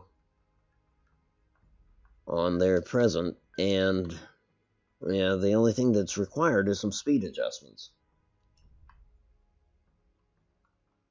I think.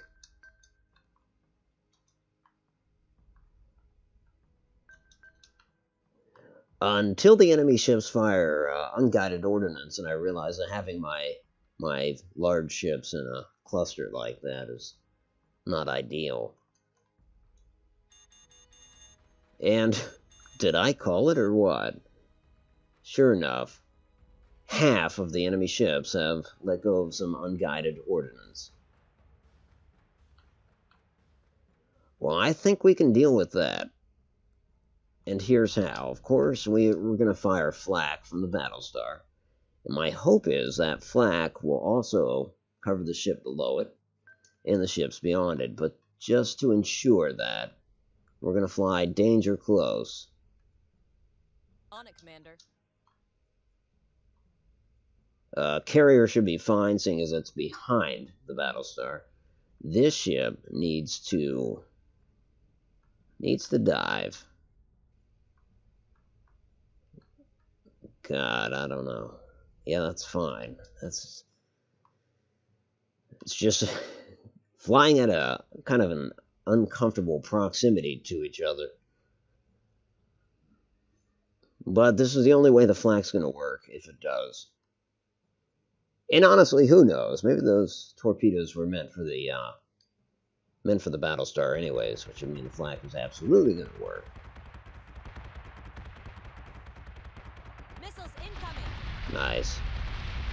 Hostile. Not nice. Oh, okay. Yeah, okay, not bad at all. Nobody was hit. And our fighters have ID'd 3 of the 6. Okay, Red Squadron, I'm going to select one of these unknown targets in the rear, Understood. just so they can finish identifying that fleet. Yeah, that was awful close. As soon as I saw that it was clear of the flak, I thought, well, hell, the missile cruiser's about to get hit, this guy down here. As he didn't, he's certainly happy. And he'll get his crew into action stations and, yeah, go ahead and fire missiles. Now that we have an ID, anyways.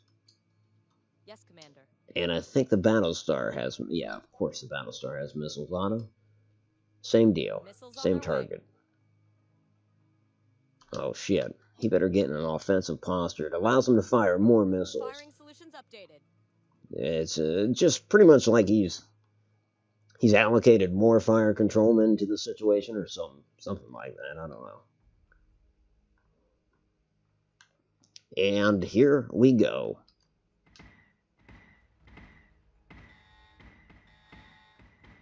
Oh shit.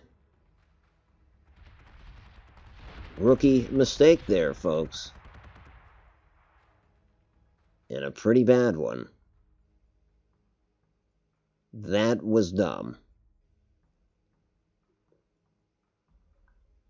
Shit. Son of a bitch. The flak, Otto. The flak. Fuck. That sucks. That absolutely sucks. Well, shit, keep the flak on now. Because, hell, it doesn't matter. We all have to reload anyways.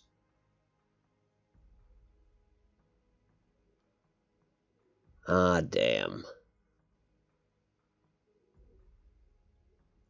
Okay, you know what? I have one ship that didn't fire ordnance, and that's the Corvette.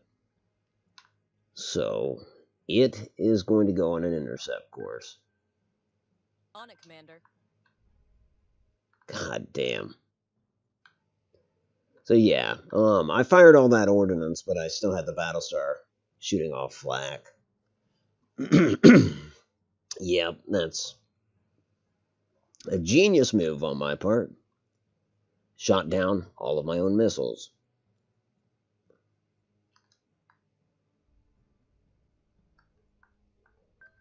Just to make sure.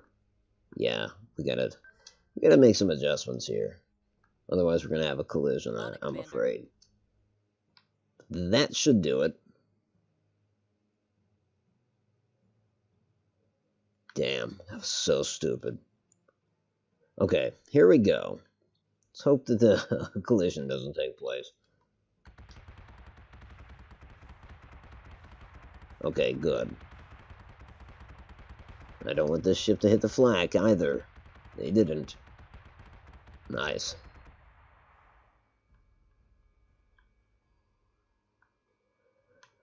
Okay, so he's out of the formation. He'll go ahead and get into offensive posture and fire some of his guided ordnance. Since he can. Since he's clear of the flak.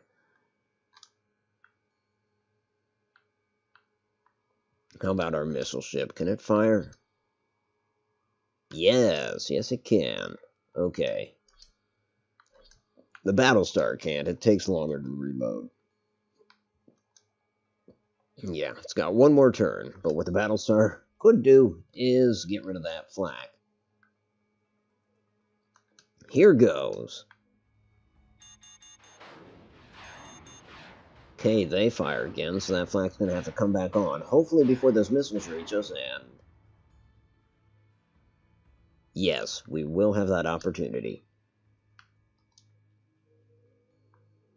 Friendly squadron active. Is there a friendly squadron right there? If there is, they sure shouldn't be there.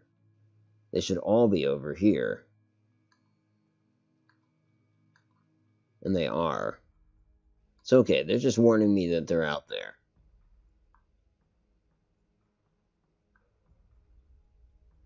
I almost wonder if these missiles are even gonna... these torpedoes are even gonna hit. We'll see. I guess I should check those fighters again. See, from the carrier, both squadrons are still at full strength. From the Battlestar, both squadrons full strength. So whatever they're doing it well. Let's select a single target, the one in the rear, since it's... if they're in the rear, I'm thinking since most of these Nemesis craft have guns that are forward facing, you go after that rear one, at least that ship is quote-unquote unsupported. That's kind of feeds into my decision there. As for this ship, it's got 3 turns to reload. Within 3 turns, it will be identified, so it is just going to move forward and engage. Taking a risk. And here we go, interested to see if this flak, again, spares the fleet. And it sure ship does. Nice try, Cylons. You almost slipped one in there. But you didn't.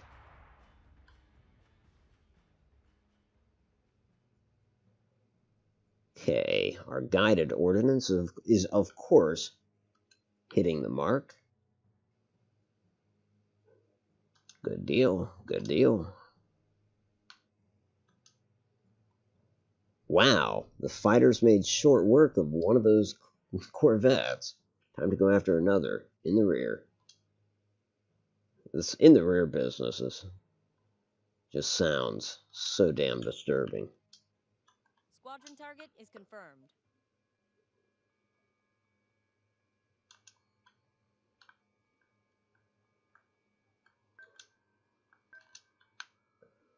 Okay, Corvette. We'll go after that ship. Put turret fire on it. And, of course, the Corvette is standing by to reload. The Battlestar is probably reloaded missile-wise, so it will cancel flak. Fire-guided missile. Fire at that same ship. I think we're good. Well, let's take a look at the missile ship again. Nope, it can fire.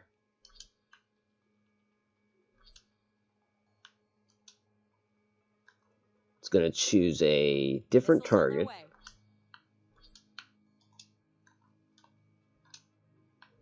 And here goes.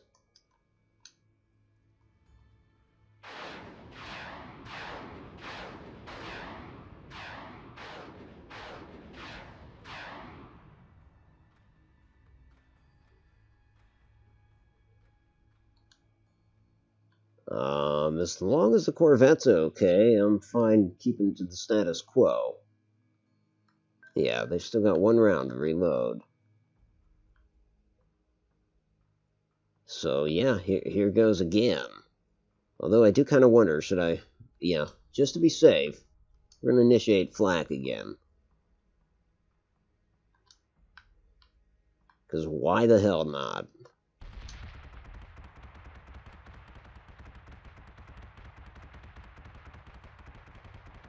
Another Corvette is destroyed by the fighters.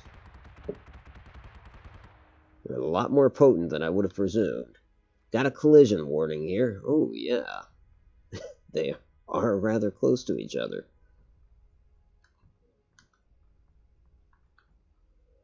Can we fix that, please? Can we do one of those numbers? And just to be extra safe, do one of those numbers.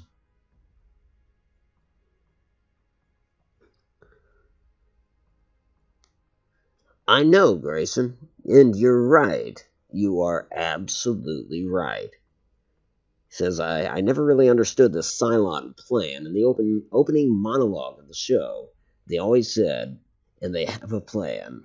But he never saw anything, any hint of anything resembling a plan. What's funny is, I recently watched, it was several years after the show concluded, and it was an interview with the cast, and, what was his name? Ron Moore, I think, the guy that, produced it, directed it, whatever.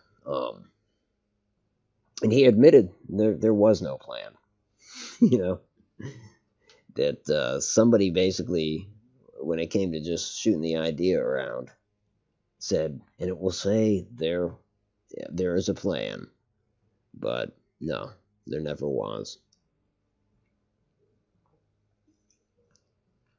Kind of cracked me up, certainly cracked the audience up. But otherwise, it was just cool seeing them interviewed, like, you know, years after the series had concluded. Kind of awesome to know that they all still remained very good friends, like hung out and shit, I don't know.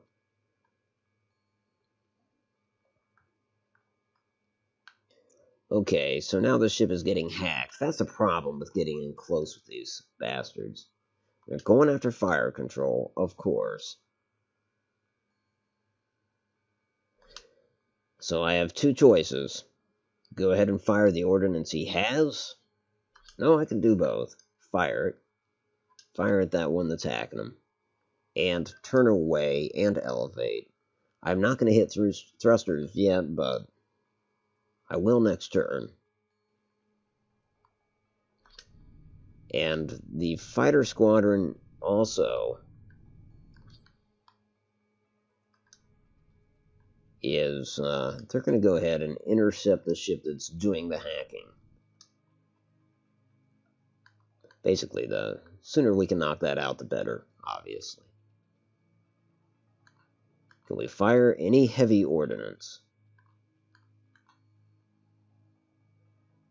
Yes, we can. Okay. Cancel flak. And this is going to be coming from the cruiser. And we want to hit something we can destroy.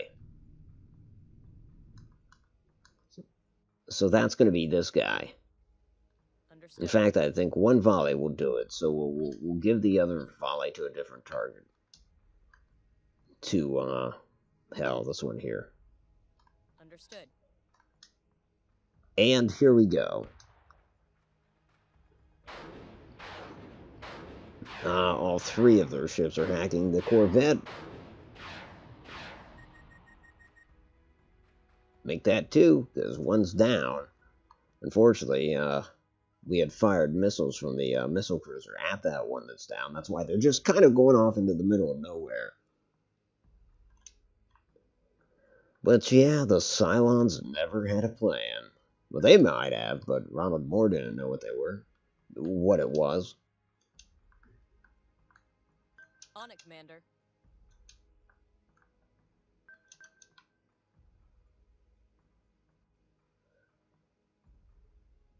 You know, I think the ideal thing about this battle, having this Corvette just sail right into the Maelstrom is not good.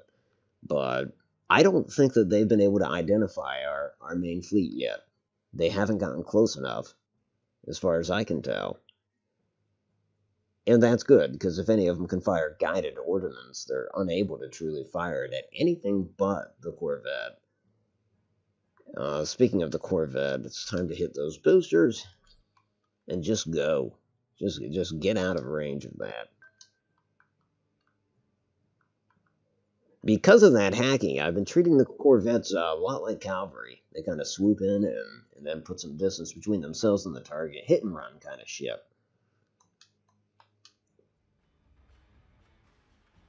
I forgot to initiate flak again. Doesn't look like I'll pay for that, but still not the best move. Okay, so Corvette first. They need to repair their fire control before they can contribute. So they'll just keep on sailing for now. Might start to loop so they come back around, but On it, Commander.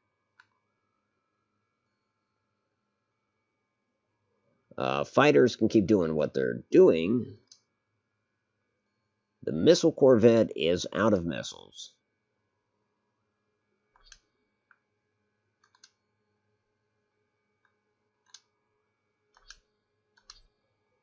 Galactica, or not Galactica, the light Battlestar is going to fire. And that's about that.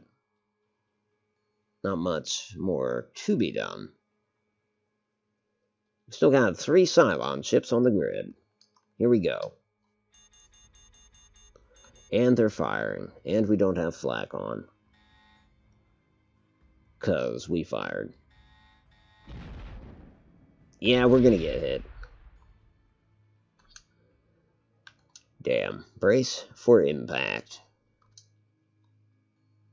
I don't think flak's gonna do anything either.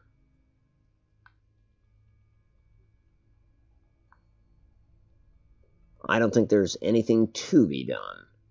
I suppose they could climb. That's not going to do much. The missiles will have impacted by then, I believe. And if we climb, will the missiles, like if we did dodge, would the missiles just hit something else?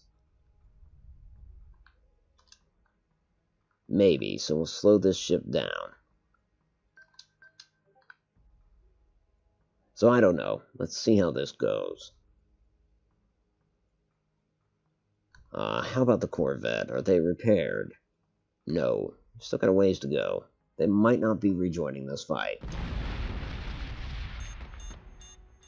Son of a bitch. Firing more ordnance, they are going to hit.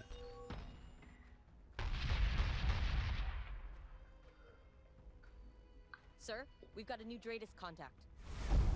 What?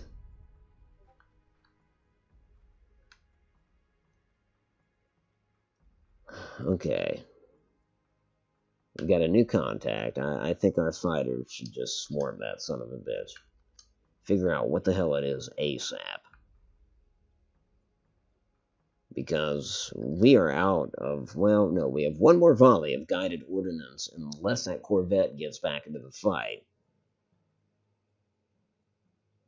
Looks as if the Corvette just got hit by missiles in the rear. That's not good. As I probably don't have to say.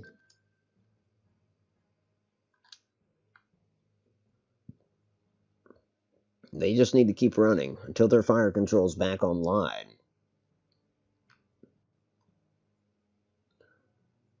Ah, shit. Okay, well,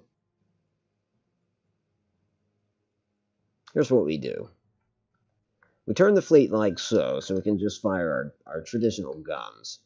And screw it, not the fleet, just the Battlestar. Focus its fire on that target. We need to knock it out. Plus, this will put the Battlestar kind of on an intercept course with this newest unidentified target, so no further ado.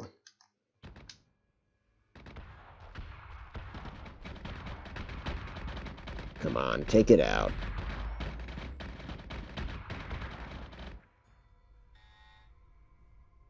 Okay, what appeared is another Talon-class carrier. It has launched fighters. Our fighters will be engaging those fighters. And we'll pick up the pieces after that.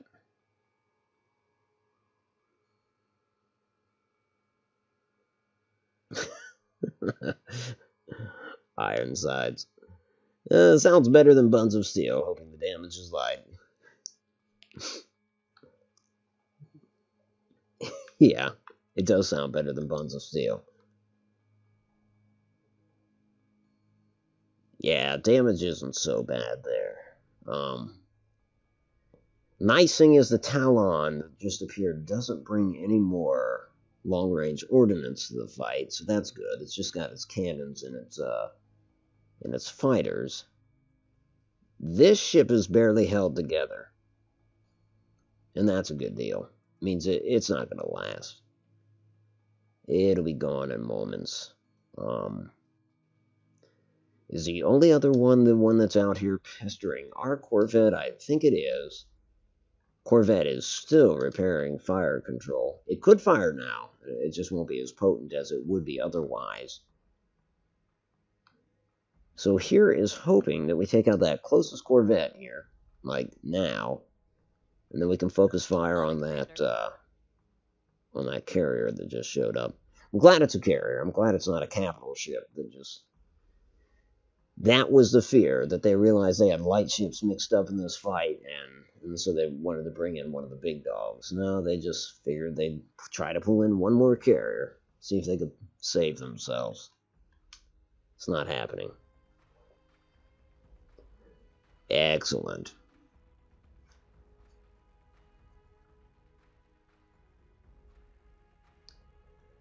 Well, Cylons, this is a fight you don't want. A Talon-class light carrier versus a light Battlestar.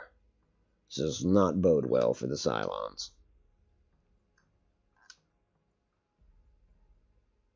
Change our posture to offensive, because I don't think we have to fear long-range ordnance. And fire missiles. And we have an assload of fighters on that situation, so... Back to the burn. The Manticore-class Corvette.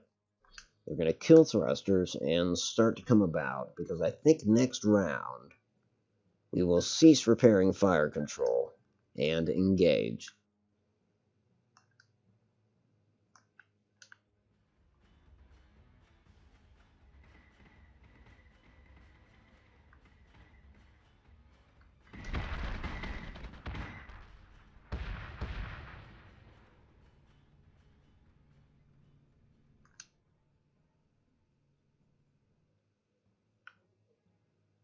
Okay, back to the burn.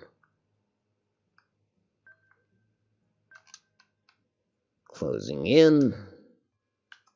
Offensive posture. Action stations, I should say. Fire ordnance. Oh, fire control. Yeah, we're done repairing it. That's good enough. and focus turrets on that. So I didn't repair fire control to its fullest extent, but this battle is over. It's just a matter of mopping up. Not to say they may not sting us again. That'll be the extent of it, just a sting.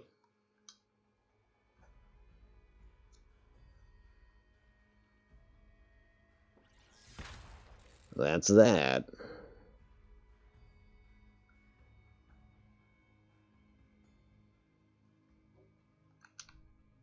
Yeah, this is not good for that Cylon ship. It's very unhealthy. We're going to pass by it. And just lay into it with our broadside. And who knows? I think that should do it.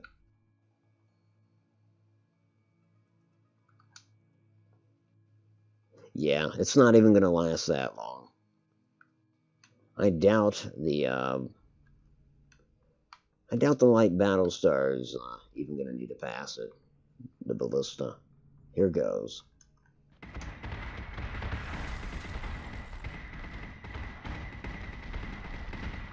Well, maybe. Maybe the Talon will survive this round. I'm surprised. Truly surprised, because its hull is just severely compromised. Well, at any rate, it's over. Just gotta keep pressing through it, like so. Goodbye. Really? Well, this is a stubborn guy here. He had one haul for a good long time there.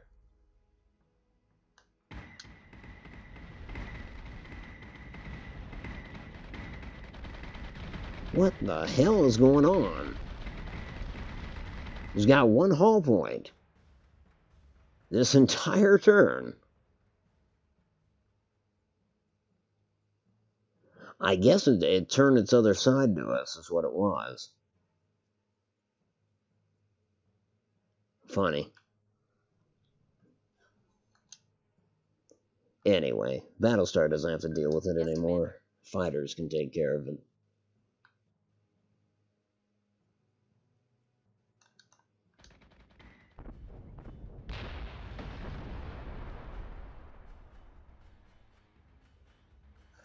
And that is that.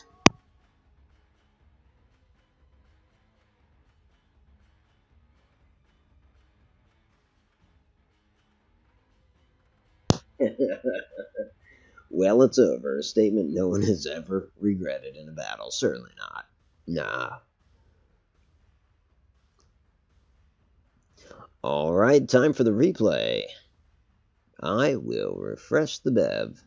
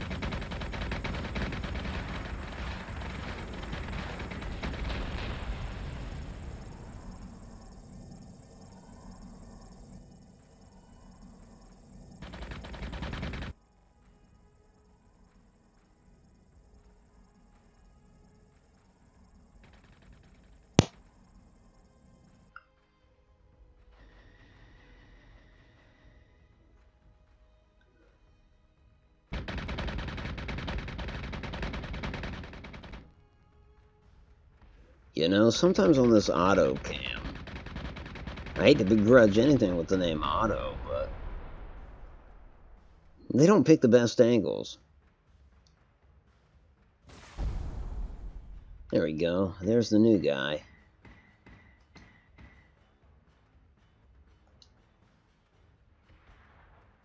This ship isn't going to last long. Up against that flotilla. Nope, you're done.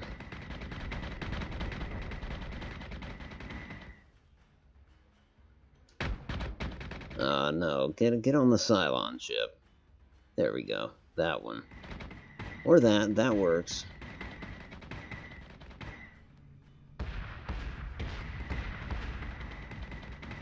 It's amazing how long this thing held on, but its move here, you know, it's getting hit in the front and left side. It's getting devastated on those sides. So yeah, it decides to flip around. Which is wise. But it doesn't save the ship. You know, I cannot wait for damage to be apparent on these ships. That's going to be cool. And just, what? 24 hours from now, that'll be the case.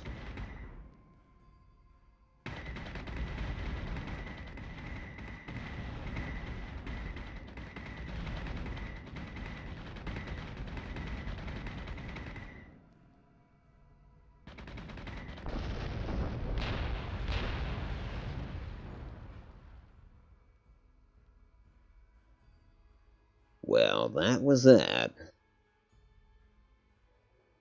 Congratulations, Commander Bowden. Well done.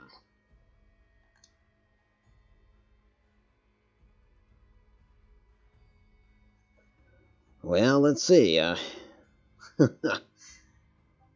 They have just kind of capitalized my time with these minor skirmishes.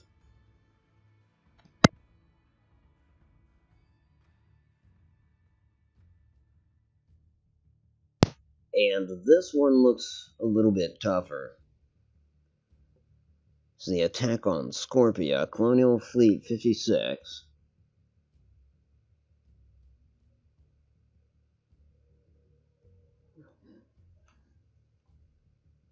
I wonder why it's tougher.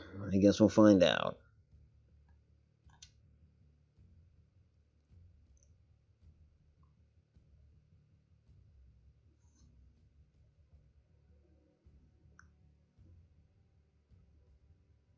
So I have to bear in mind that it's an option to get out of this fight if we need to. This is the Crimea, commanded by Commander Harries. She is supported by 3 corvettes. See, one of which I have armed with a nuke. I wasn't too fond of that, so we'll edit that out.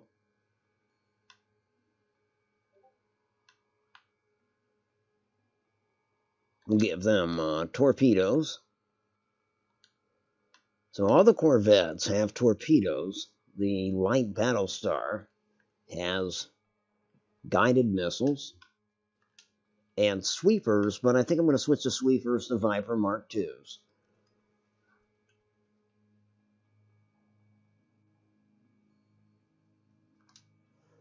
Yep, that's what I'll do.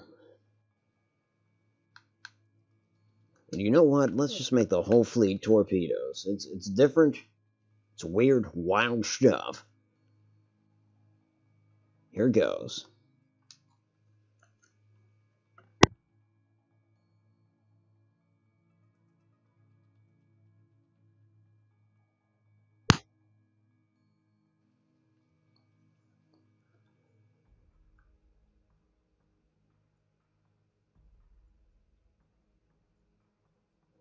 What has happened? Okay, there we go. 6 targets on Dratus.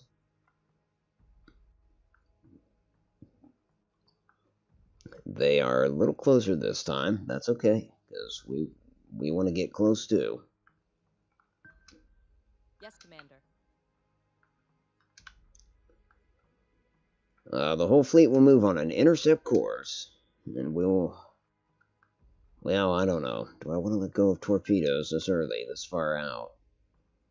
No, maybe next round.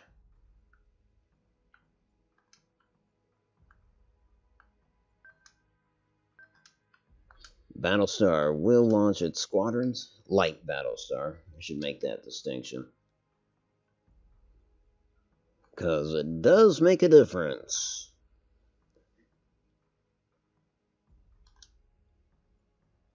I think that'll do for the first turn.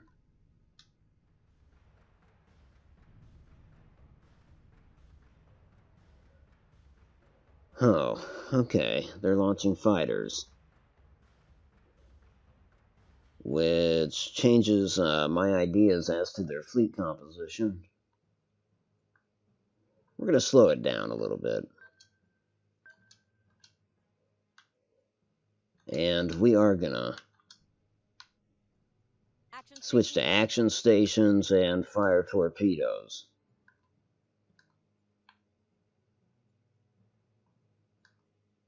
Missiles on their way.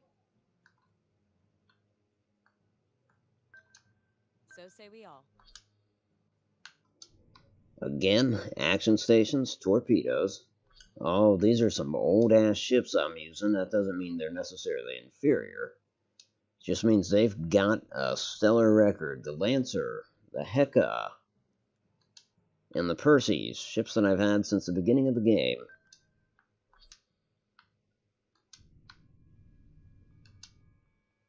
Don't die on me now.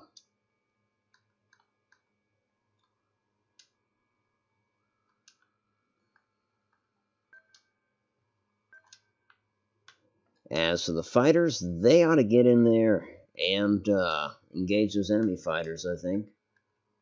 Understood.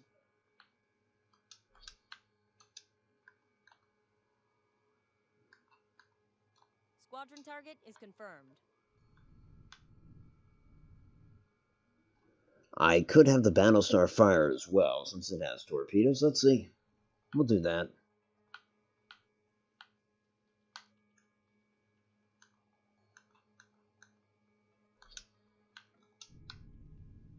Action stations and fire.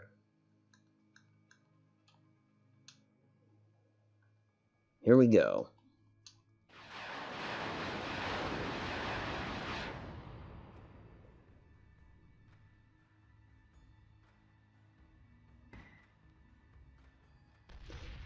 He's trying to turn out of it, but he's going to get hit. No question.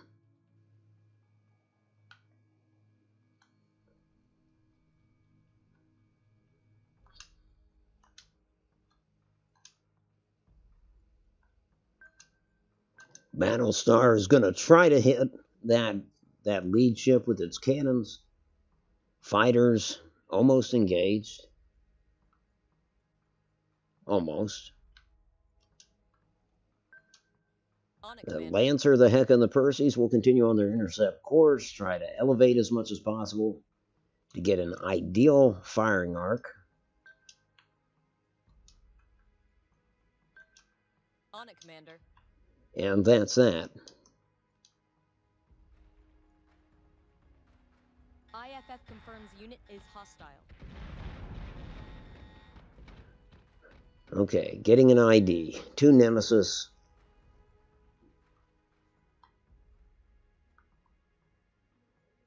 That's all we know.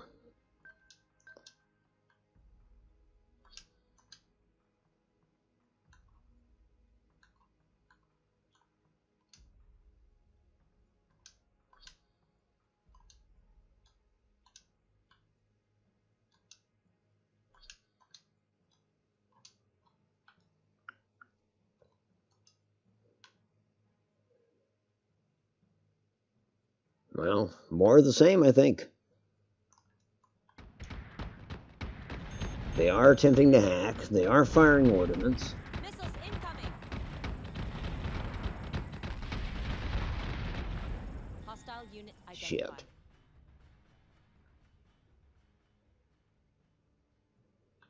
So they're really picking on the Heka.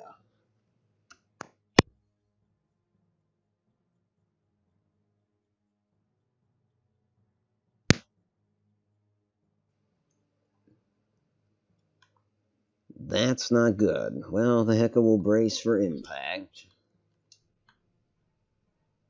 Brace for impact. And begin their turn. They're going to turn back, seeing as they're getting hacked. They will climb in elevation. That's all they can do.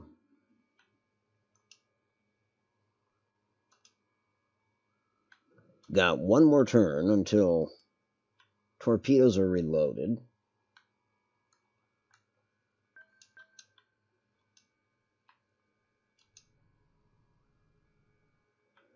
So come on, more damage. That's what we need.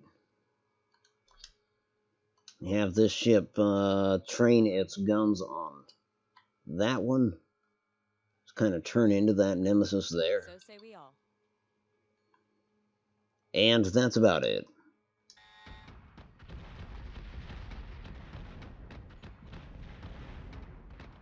Now that gun that the light Battlestar is hitting with, that forward cannon, is its largest weapon. So that damage should, yeah, have a consequence on the nemesis, and it definitely is.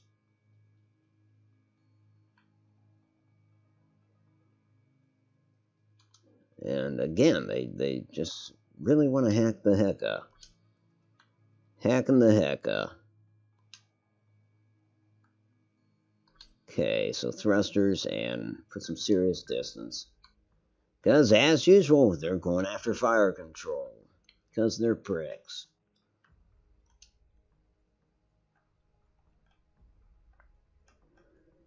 The light Battlestar, the Crimea, will attempt to keep that forward gun on that ship. Yes, Commander.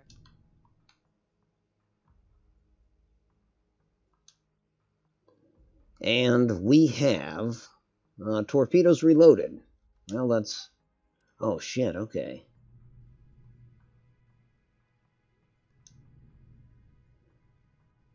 They have an Arachne class. Similar to Battlestar. Kind of looks similar. And mechanically, it kind of is. It's got missiles and a hangar bay.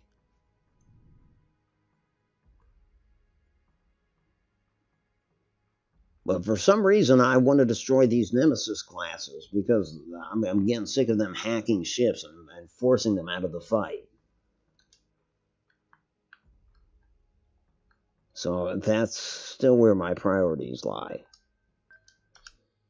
To that end, we'll fire torpedoes at this one. And hopefully that's just the ticket. However, we're only going to do that with that one ship. This one, the Lancer, is going to put fire on that Arachne class.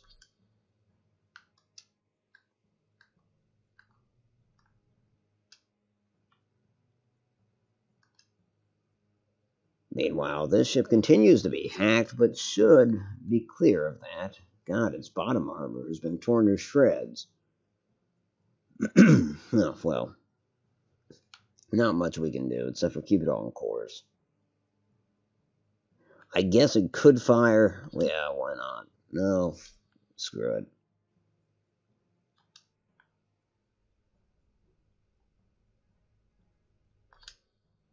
Lastly, we'll fire another round of torpedoes at the Arachne class from the Crimea. And here goes.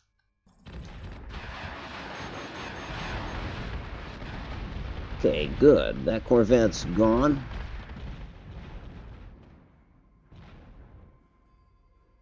Man, they are still trying to pick on the Heka,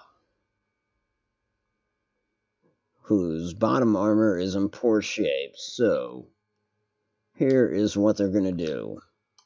Kill the boosters, or the thrusters. Go into defensive posture. Brace for impact. Emergency cruiser on standby. And come about.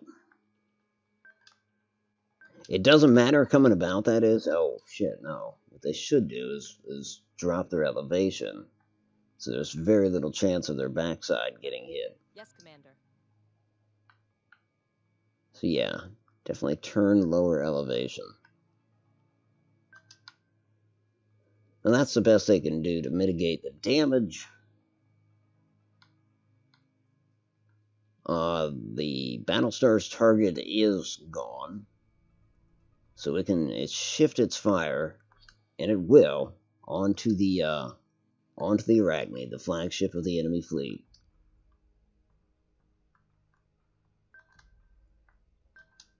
Lower elevation to get a better firing solution. Puts us at about level fighting ground here. Otherwise, I guess it's just Understood. the corvettes that they're going to focus on the enemy corvettes, gun-wise.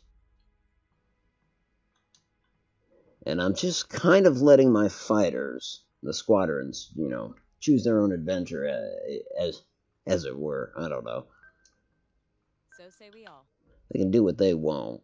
They'll keep themselves occupied.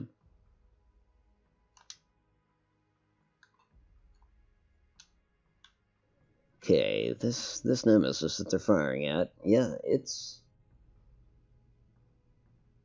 weakened. So maybe we'll destroy it. I don't know. This turret, I mean. Here goes.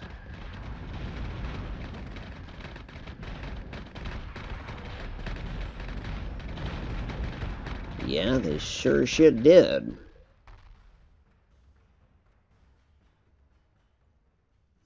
Okay, time to look at a damage report. Battlestar's left side is getting hit. I guess we kind of knew that. Fighter squadrons are fine. This ship is just in a bad way, I tell you. I think what they need to do is continue to put distance between themselves and the fight. It sucks because they have unguided ordnance. You know, what sucks about that is I'm about to fire it. This is going to be their last hurrah in this battle. I don't mean to say they're going to die, but what I intend to say is they are either, one, going to try to get in close with that light Battlestar to take advantage of its flak, or two, they're going to fire up their FTLs and get the hell out of here, which I think is the better idea. Prior to doing that, they're going to fire one more round of torpedoes. Just as a parting gift, as it were.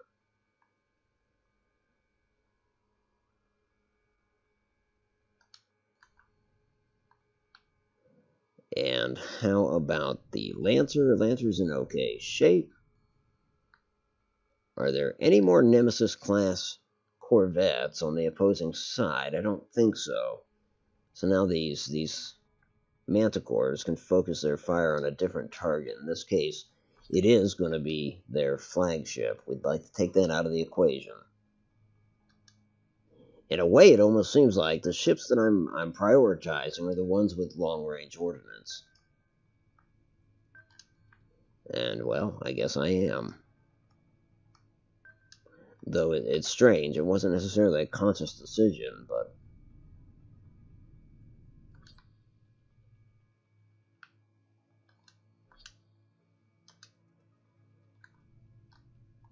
Okay.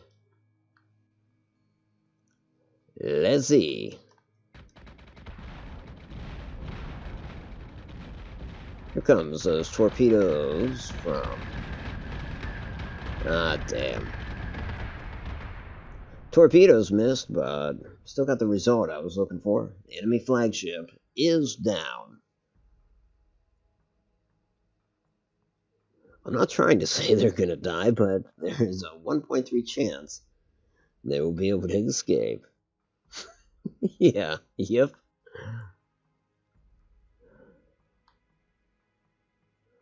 Luckily, just in destroying that flagship, getting rid of the last ship that's got that long-range ordnance, I do feel a little better about the Lancer. Or what ship is this? The Heka. I feel like maybe I don't have to jump them out of there. Now, they don't want to get close. But I suppose, since missiles can't creep up on them now, they can just kind of keep their distance, and even though that doesn't necessarily complement the idea of firing unguided ordnance, nonetheless, they can fire their ordnance from afar. Maybe they'll score a lucky hit. I don't know.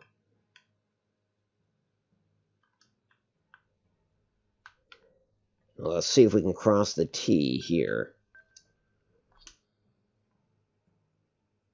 We will fire torpedoes at the CY-310, I think that was called. And also put turret fire on it. We are still at action stations. Ooh, our left-hand side. Our port side is in a bad way. And yet we're about to try to cross the T with this thing. Do I commit? Or do I try to turn the other way? Let's try to turn the other way. Let's just go for, yeah, we'll just exchange broadsides, I guess. Sounds a lot cooler to cross the T. And we will also combine our fire. In other words, the Manticores. We'll also be going after that ship, the 310. Though they're not going to contribute a whole hell of a lot this turn.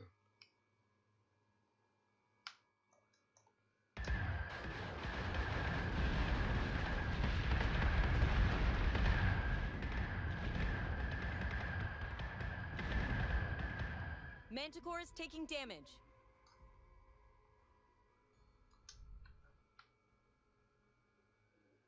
Yep, okay. If we're committing to anything, it's to that broadside. At least we are showing our right side to the 310 now.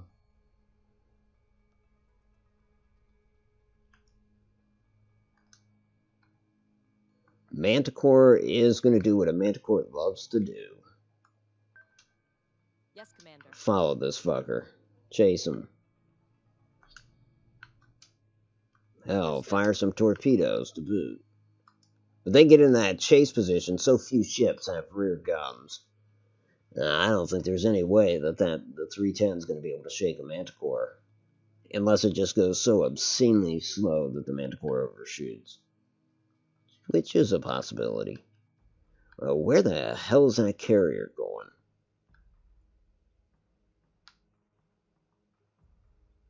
So yeah, speaking of chases, the Lancer's they're gonna peel off after that. They will save their... Oh, no, they won't save their torpedoes for that. They'll fire them off at the 310. Let's take that son of a bitch out this turn. Jazz?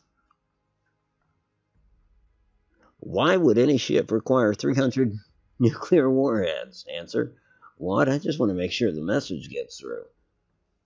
That's what we need. I hate that they only give you one. Now, maybe I don't want 300, but I'd love if the full-blown Battlestars could carry, like, I don't know, 2, 4 of them. Of course, then they give the same to the Cylons, I guess. You should give and take. Manticore is taking damage. Hell yeah. Well, the 310 is gone. Commander, multiple new Dratus contacts. I don't like that they've been doing that, sending in reinforcements, but they just did it again. Where are our fighters? I'd like them to get out there and see what the hell those are. So select target. Yeah. Well, better yet, select the other target. That way you gotta fly past the one. Identify it. Squadron target is confirmed. And we have both squadrons still alive. That's good. Still in good shape, too.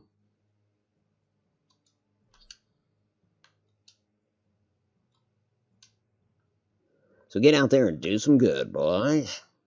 Let's have the Manticores turn back into the main fight.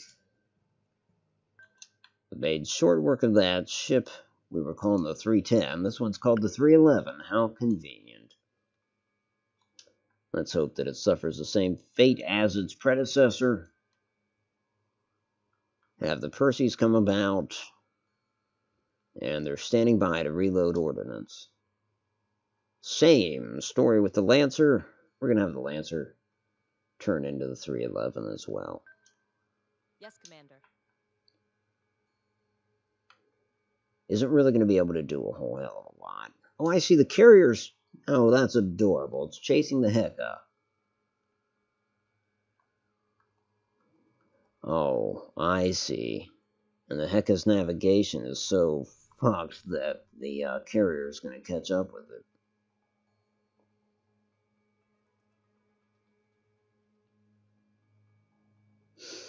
Huh. Well, I said I might do this. Yeah, the Heka has my permission to get the hell out of here. Go, go, go.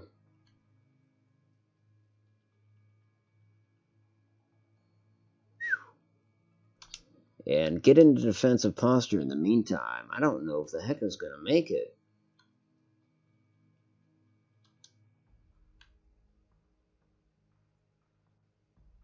We gotta down that carrier. So, yeah, the Lancer's gonna break off after it, rather.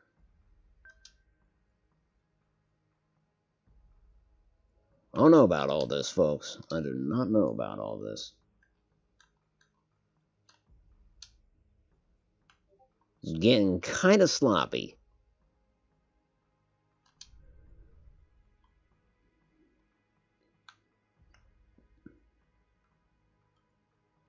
I'm going to turn the Battlestar 2 because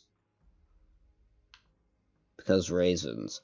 Because I want to try to save the Heka. Or at least cover for it while it's trying to get out of here. You know? IFF confirms unit is hostile. So what do we got? What just jumped in? Manticore is taking damage. Another carrier. And another gunship. Come on, Heka. Come on. It's in bad shape. It's in really bad shape.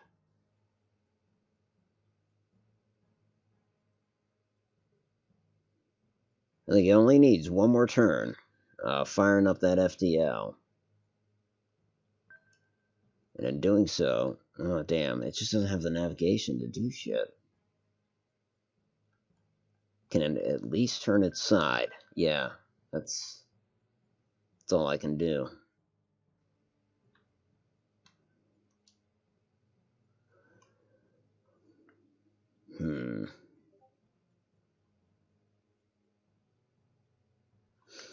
Okay, this is interesting. They're definitely, make me worry a little bit.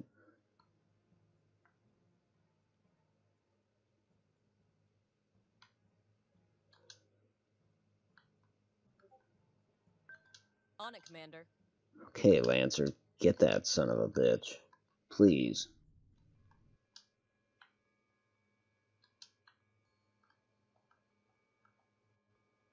Same thing with the Crimea. It can fire torpedoes, so do it. And also focus your cannons on that carrier. Who'd have thunk it that a light carrier would make me run the risk of losing a ship?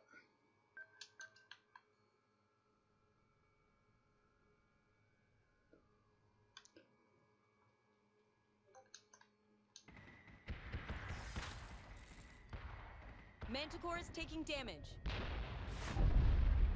Whew.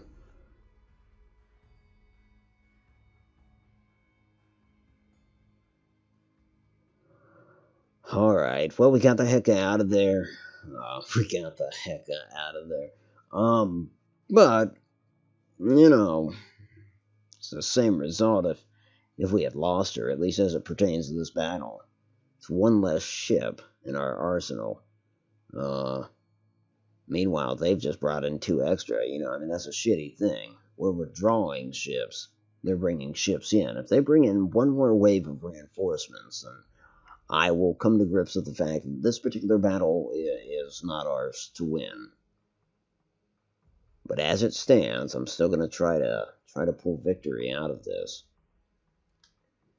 And I feel like the only way to do that is for the Battlestar to flex its muscles and really just get in there and try to tear things up with its cannons. All the while keeping its port side kind of obscured from the enemy guns if possible, because that is currently its weak side. As for the Lancer, I don't know. The Lancer's, I guess, going to turn into this carrier. Put fire on that. And the Perseus will come in right above the Crimea. Same deal. Closing in on that carrier. We're going to try to remove that first, and then we'll just be dealing with the 2 Revenant classes. One that's damaged. The other one, which is more dangerous. And the fighters need to tango with those fighters. And that's both squadrons, please.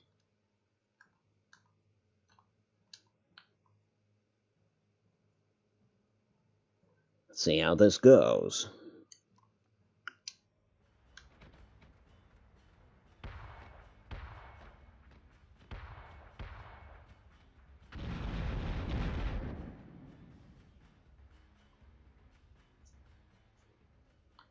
Okay, Crimea is going to be able to hit both targets. It's trying to aim its forward guns at the carrier, but in the meantime, it's got these guns on its back. Hell, 8 of them, quite substantial. It'll be shooting at the that Revenant right there. Yes, Commander. Really, unless there's torpedoes available, which there are here for the Lancer. Otherwise, there's not much changes.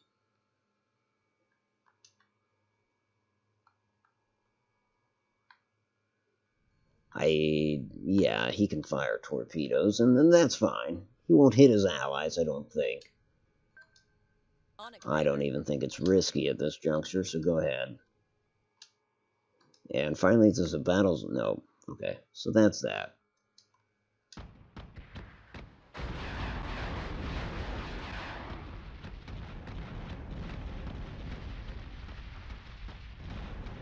Artemis is taking damage. Huh. The front of our Battlestar is severely damaged. They're going to start cutting through the hull here soon.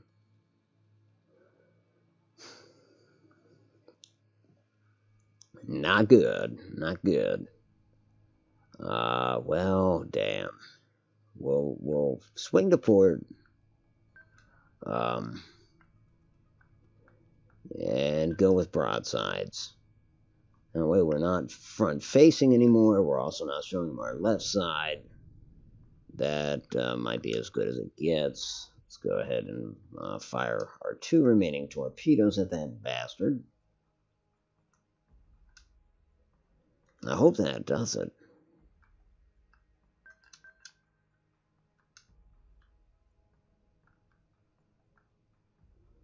Have the Lancer swing around and get into pursuit position. After which case, honestly, the other ships could ignore the carrier and we just have the Lancer finish it off. But for now, we'll stick with combined fire in the hopes of destroying that thing this turn. Artemis is taking damage.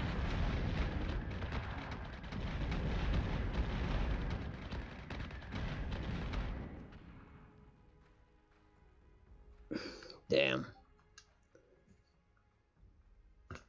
My hopes were not realized. Well, it's still in a bad way. We're still gonna frack this thing up.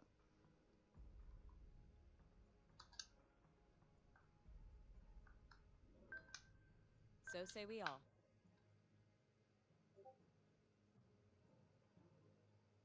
Wow, okay. Folks, we gotta get rid of this carrier now. Can we do that now? Would that be alright? And I would approve. Artemis is taking damage. Christ, can we do that, please?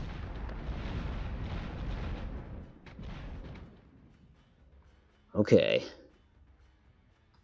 Now we gotta swarm, one of these revenants. We got one outbound. Damage report on it looks as such. Left side, front side, rear. Severely damaged. The hull itself, it's still got integrity.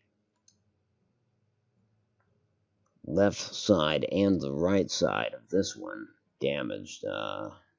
Rear is damaged. Hull still has integrity. Armory is damaged.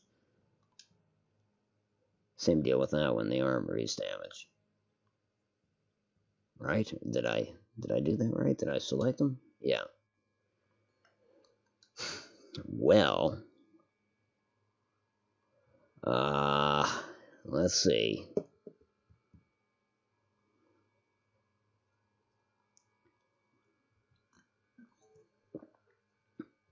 Well, I might as well go after the one that's moving toward us. I don't want to show my left side. I don't want to... That's strange. So the best position I can get on this ship is honestly to slow down and stay low, hoping that the dorsal guns, the guns up top, can target it, because Buns of Steel comes to mind now with this Artemis class with the Crimea, I should say. We have our corvettes come about.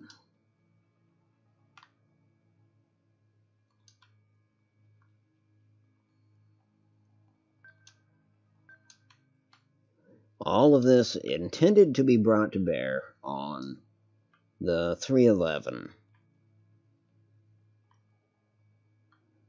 Any long-range ordnance available? No. So this is it. Artemis is taking damage.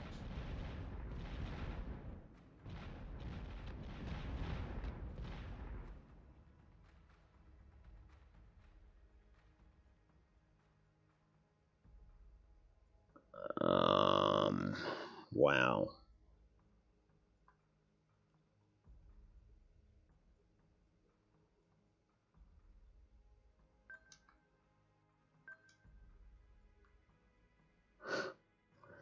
Okay. Where is Starbuck? Really? Why is that closet lock open? Wait, where's Apollo? Frack.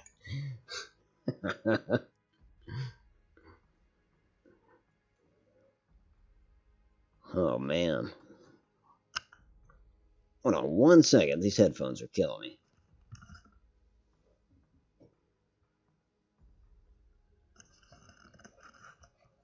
Alright. Well,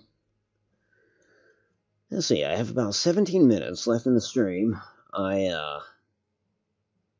I need to win this. I cannot lose these ships. Not these old ships, and I sure as hell don't want to lose a Battlestar on a random engagement like this.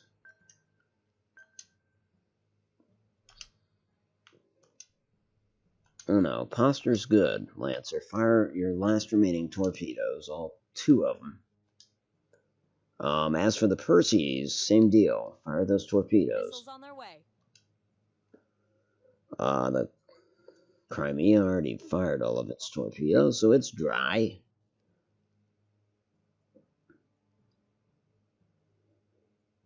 I'm going to give it another turn and see what the damage is like on the Crimea.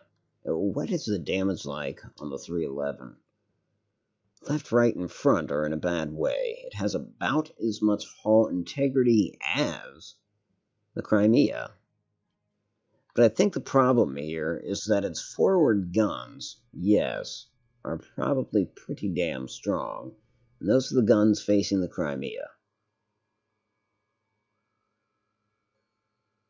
Here's what we do. It's crazy. It may force us to give up the ship, but we're going to turn into it. We don't have the armor necessarily to do that. We do have top armor, so my goal is to turn around and get directly below this thing. That way these topside guns have a chance to work their magic. Let's see. Fire those torpedoes. Yep.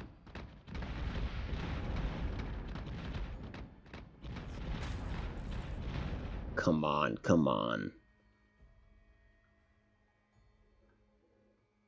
You can do this, Crimea. Please.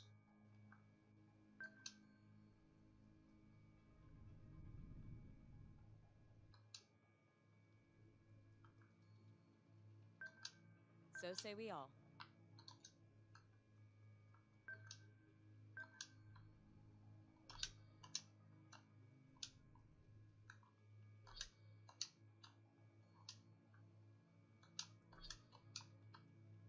Make sure that their fire is focused on that target. And here goes. Come on. Hang in there. Artemis is taking damage. Shit. Wow. Wow. The Crimea is in such bad shape that it cannot go toe to toe with that last Revenant. Can't do it. Oh, the nice thing is that these fighters have taken out the navigation on this Revenant, so it's got very little control over itself.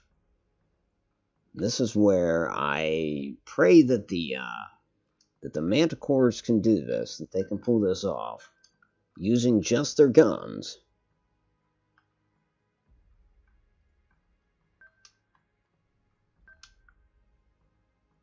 Because the Crimea is not getting anywhere close to that nonsense. They're turning away, and they're going to engage thrusters and just try to essentially bug out without having to burn the Tillium to spool up the FTLs. You know, I don't want them to jump out of the zone, but I don't want them anywhere near the fight. They've seen enough.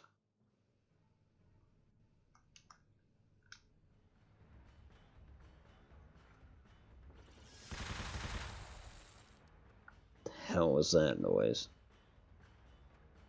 Watch, in a second it's going to say, Mordrada's contacts have jumped in. That would be our cue to depart.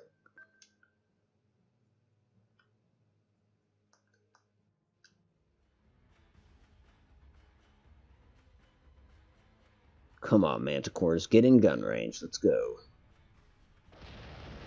Hell yeah. Screw it. The fighter wings did it.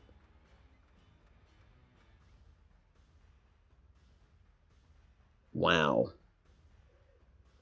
Commander Harries pulled it off. Amazing.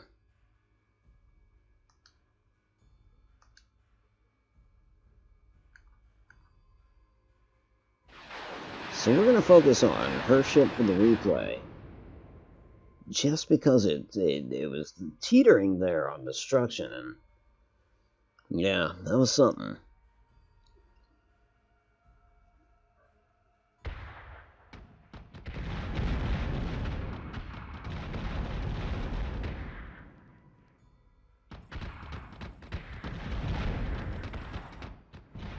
Up there with the Manticore, you can see that's where the Heka is getting pestered. Hacked and shot with all that ordnance. They're going to turn about and try to get the hell out of there. Ultimately, they will get the hell out of there. They'll jump out.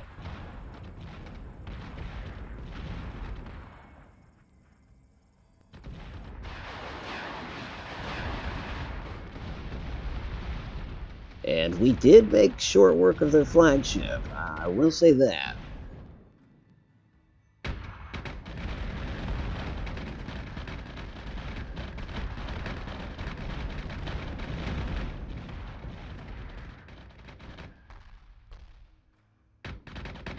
There, the flagship's turning away, kind of indicating that it knows that it's in a pinch.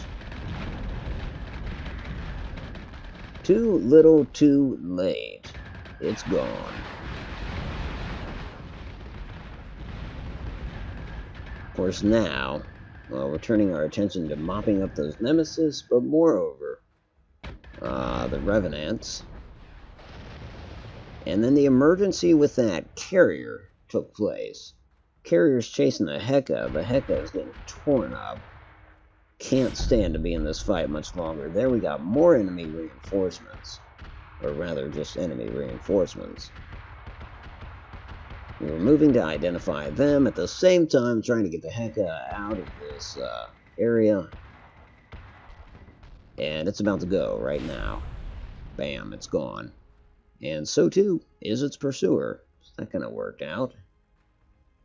I think then we were concentrating fire on that carrier.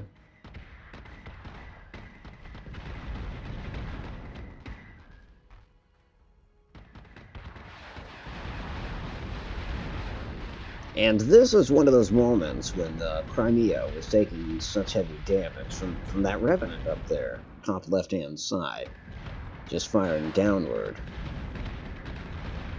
Of course, at that time, it had not occurred to me that the Crimea would ultimately end up in a tight pinch. I don't think I realized that until this carrier had been destroyed, which now it's destroyed. Now is about the time I realized that this ship was in a bad way. Crimea, that is. Being pursued by the 311 here. 311's putting a steady barrage of fire on the Crimea. Crimea decides to come about and try to get under the 311. Both corvettes are focusing fire on it. And the 311 is about done. Only that last Revenant remained, and, well, you see. You recall, Crimea has nothing to do with it. It's straight up fighter squadron. I don't think the Manticores fired a shot at this thing during this last leg.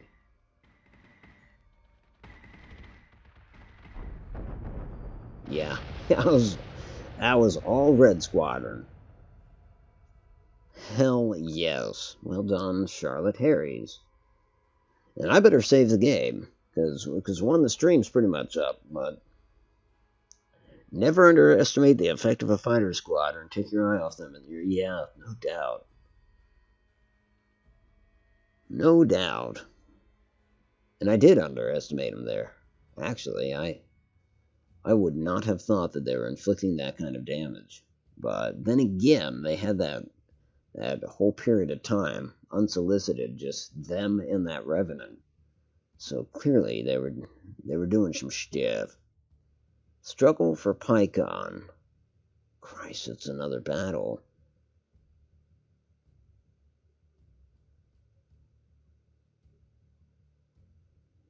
And it's just the Battlestar. Do I have it in me? Do I have it in me? One more fight with just the Battlestar. Do it. Damn it. This might be sloppy, because I'm going to try to rush through it.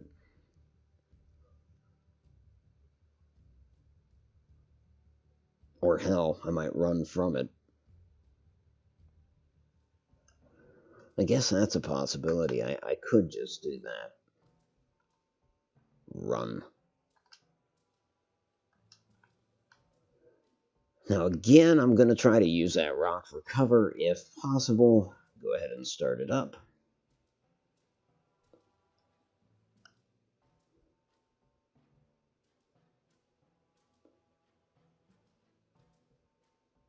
Huh. Fleet group is jumping in 3, How many Dratus contacts was that? 4, I think? 4 Dratus contacts. Yes, 4. Okay. Action stations. And, Red Squadron. Go ahead and launch. All squadrons, actually. Red and blue. Well, we'll just make them both red. And go.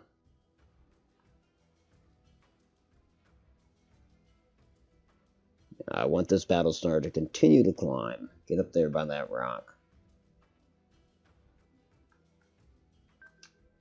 So say we all. Fighters, go ahead and engage the farthest enemy target.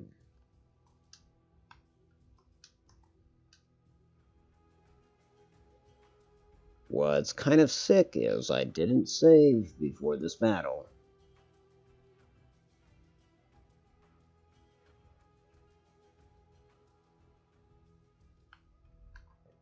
Get the Battlestar to continue to climb.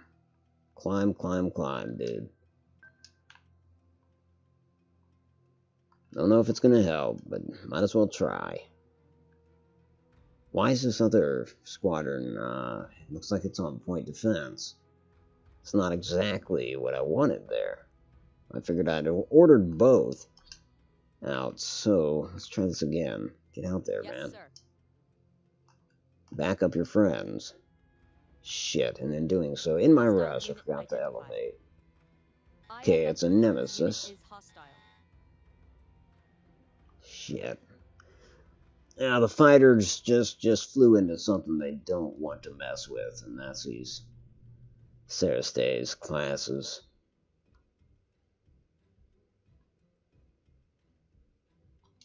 Okay, so let's see. I'm gonna have the fighters just move on, in the hopes that those corvettes, the Sarastay's fighter killers, that they turn off and chase the fighters. That's what I'd like to see happen here. Meanwhile, the Battlestar is going to just continue to crawl, but at the same time, it's going to go to action stations and fire at one of the Sarastay's. We want to take one of these out. Understood. That's that.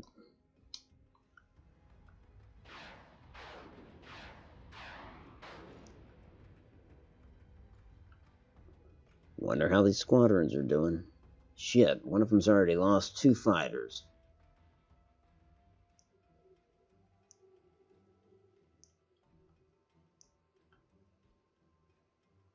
We're gonna have this fighter kind of do the same thing, except for maybe a different direction. Essentially, just trying to get these Sarastay's to break off from the formation. The Battlestar itself can deal with the Nemesis classes, at the risk of being hacked in the process, but still, I think he can take 2 of them. This is the Galactica, after all.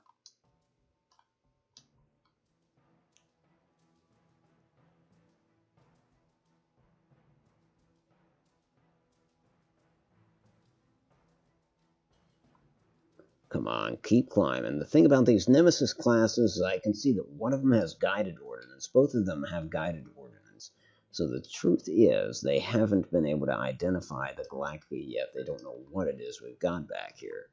My hope is I can put that rock between myself and them before they realize it. That way that can serve as a bit of cover for us.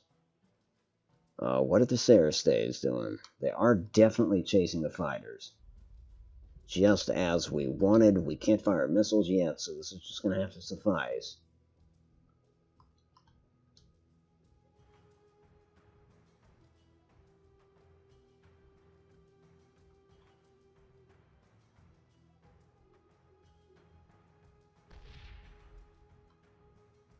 Our missiles are hitting the one Sarastay's. We want to be sure to keep firing at the same one. We want to take it out. Damn.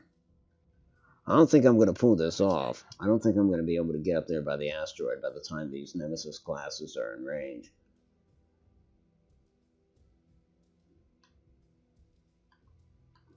this fighter squadron can actually go after the lead nemesis now. Or better yet, I put them on point defense. That way, if they fire their ordnance and I'm not behind the asteroid, maybe I can still shoot that shit down. As for this fighter, he's going to keep kind of flirting with those two Sarah-Staves classes. The Battlestar will fire another round of guided missiles at this particular ship that's nowhere near it. And that's that. Well, can he elevate any more than that, please? No, he can't. That is pathetic. And it's going to take a while if that's...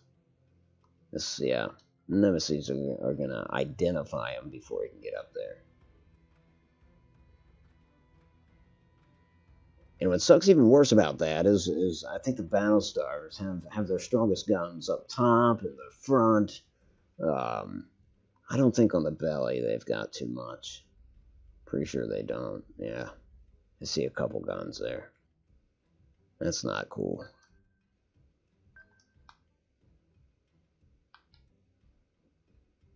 Man, just desperately trying to get behind that rock.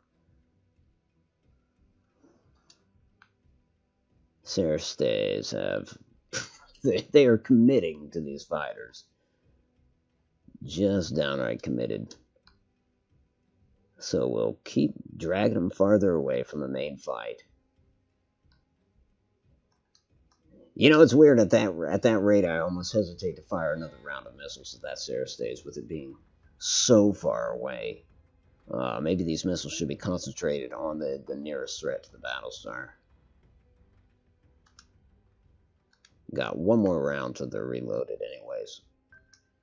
Understood. Got this one squadron coming in for point defense. About to get identified if we haven't already.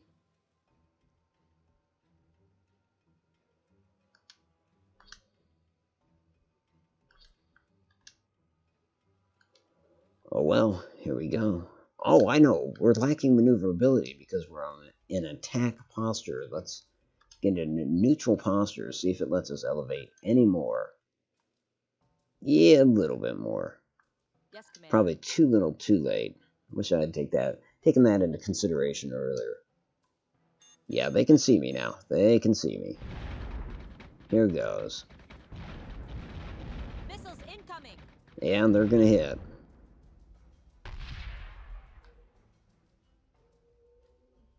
I could hit flak. I might just do that for the hell of it.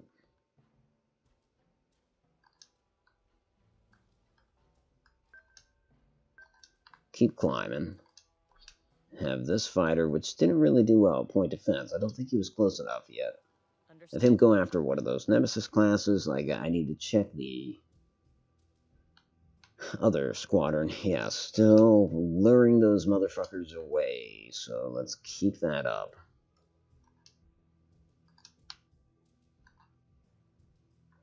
And here goes.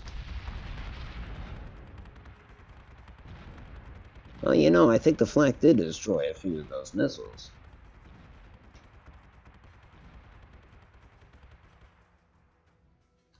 I gotta stop with this rock thing. It, again, is kind of getting me into a little bit of trouble here. No matter what the case, we need to go offensive again. All hands on deck. And fire missiles. This time at the closest nemesis, this one here. We'll also put our turrets on it if we can. Let's see.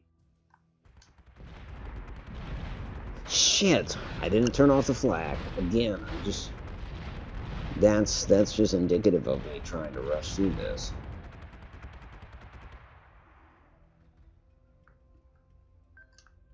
On it, Oh Commander. well.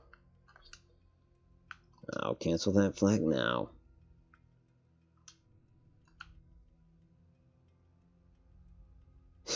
Shit. That was dumb. Almost dumber than the first time.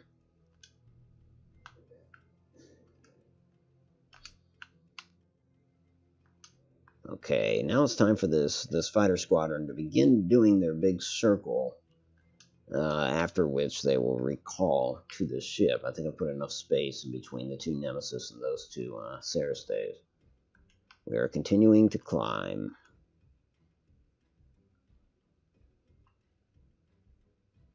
Hell, we'll go neutral again, posture-wise, just to get a little more maneuverability out.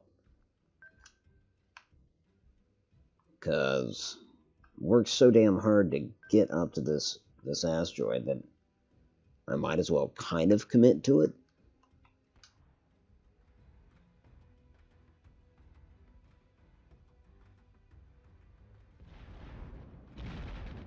Put a lot of shells on that Nemesis. Like to see it destroyed here soon. The Nemesis is going to fire missiles this turn. I hate to turn that way. Turn this way. Damn, that is awful close to the rock. Yeah, that's not good. Let's do something like this. About a 30, I don't know, 25-degree angle to port. And hit that flak again off our port side. That should do.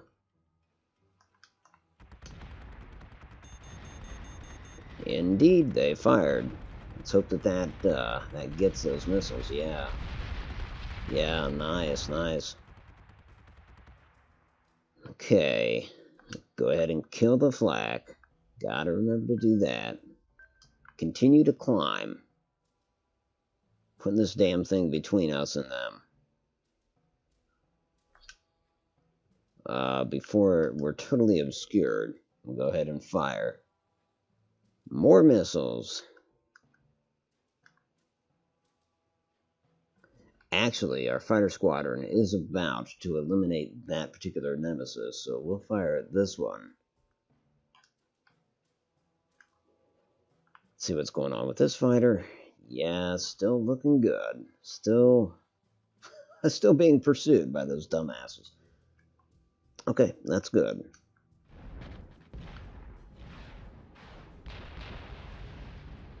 So there we go, our first victim. First catch of the day. Kinja, how you doing? Oh, you know, just living the dream. Fighting the good fight. Or, well, a fight. Anyways. I don't know if it's a good one.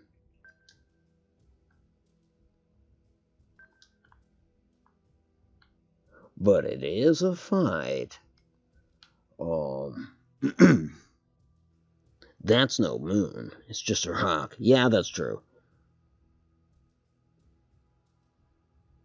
Should have been in bed an hour ago. Uh-oh. See what we've done? Oh, I shouldn't have done that tisk thing in a mic. Just never endearing. Wow, only 3 p.m. Yeah, it's 3 a.m. here. I'm just plebbing around. Hey, I can dream. A man can dream. So too can a woman.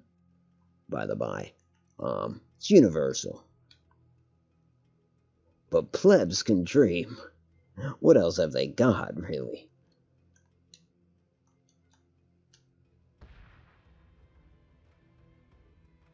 Well, this rock has accomplished nothing for us.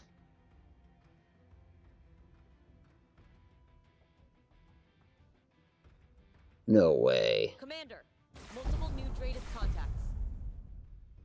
That's it. We're done.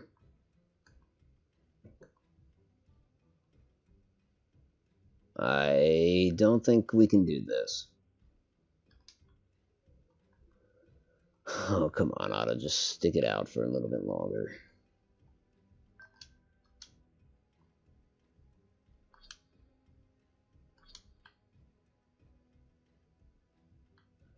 But, yeah, this is not good. If I need to, can I retreat? Yes, I can. Okay, time to recall this fighter squadron. Get them back home. Those new targets, that's just... Shit, are they firing?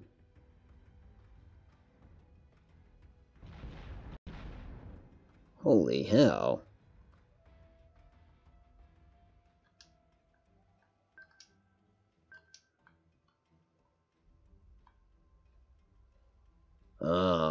Damn. I either brace for impact or I just... No, I don't. I just go. Central. Yep, yeah, I'm east. But okay, Grayson, thanks for spending time with me tonight. Much appreciated, man. Do have a good evening and a good day tomorrow. I'll probably be on tomorrow doing more of this stuff. But yeah, man, take it easy. I will try to remember to leave a like, but I don't know if I like what I do.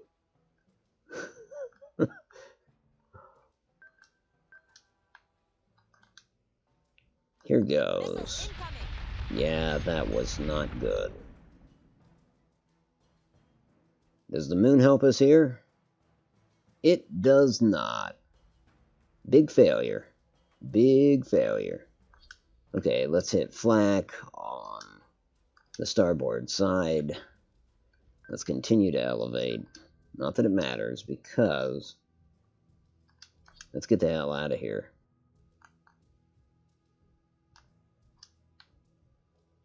Recall all fighters. Yep, not staying in this fight. Not gonna do it. Oh shit, I recalled fighters through the flak. That's alright, they still made it aboard. Might have lost a couple though. Cancel flak. Now I have used this floating, space rocks to good effect, but this was not one of those occasions, and I think it has a lot to do with the maneuverability of a Battlestar over that of like, or worse than that of like a Corvette or something. Anyways, we are about to bug out. I think we're going to be able to. And we were able to destroy that Nemesis before we did. Wow. Okay, that being the case... Damn.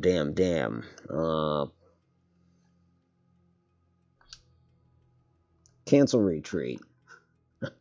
It's crazy. The indecision. Yes, sir. Yeah, I'm canceling that. Put the rocket between me and this incoming ship.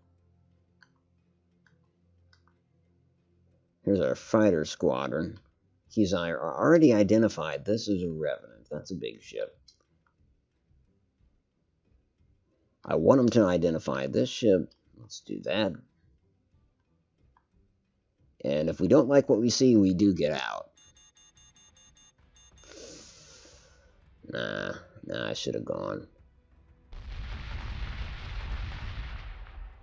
Shoulda, coulda, woulda.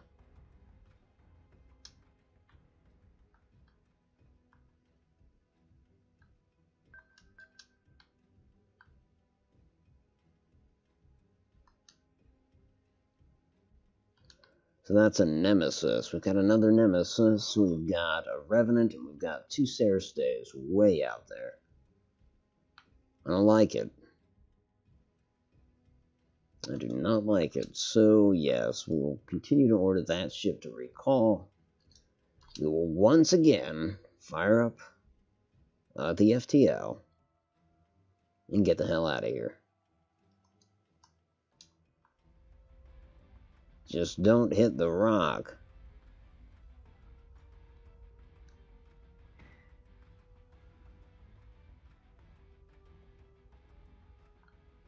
Now slow it down substantially. So say we all. Just waiting for the squadron to get back on board. and giving ourselves a little cover against that nemesis. Fighters are back on board.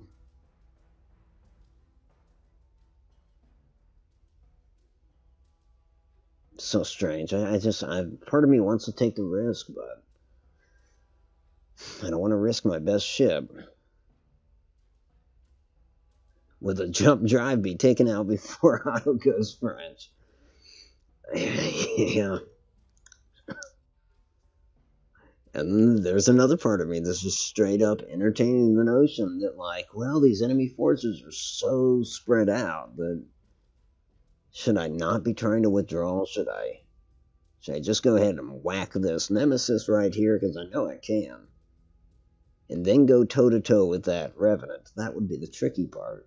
If I kill it, I think I'd be okay with those two jackals behind them, because they're like fighter killers, so they don't stand a chance against the Galactica.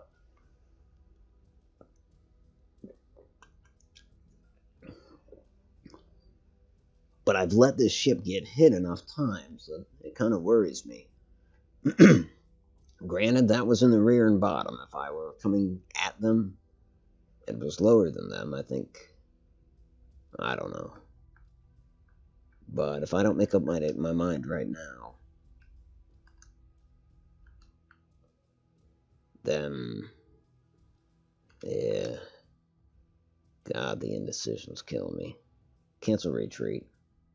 Again, I have gone back and forth. It's what they call equivocation. Hell, is this guy dumb enough to plunge right into that rock? Is he really about to do that? Holy shit, I think he is. I don't think he can maneuver out of where he's at. To be quite honest, he's not getting out of that. I wouldn't be surprised if he tries to brake at the last minute, but I don't think he's dodging that shit. I think he'll be dumb enough to try to fire missiles at me, too.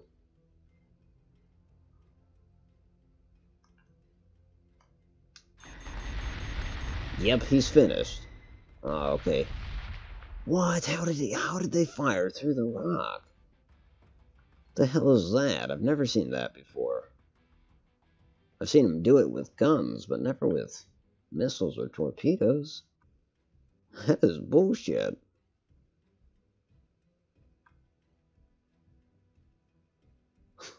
Sons of bitches.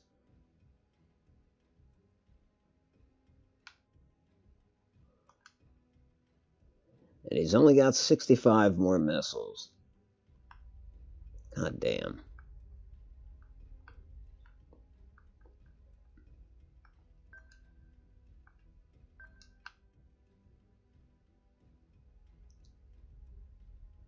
Well, my estimation was wrong, too. He did not hit. You're out of position. Can your turrets even target? I haven't seen you attack. Your ship basically became your wife. Known by everyone. Yeah, I'm not in a good position. I'm just putting myself into one with this Revenant to get a forward-facing shot. But in order to be effective against this thing, at least as it stands, I'm going to have to dive a little bit. That was the problem. I kept spiraling up around this rock, and in the end, it didn't do me any damn good because of a glitch. I want to see if the turrets can even hit their mark on that one. They will, by default, fire at that if they have range. But... And we have one missile. That's pathetic. It's going to do nothing. Okay, there we go. We're firing now. But we've stopped because of the rock. How come we stop? He doesn't. Or maybe he did. Spoke too soon.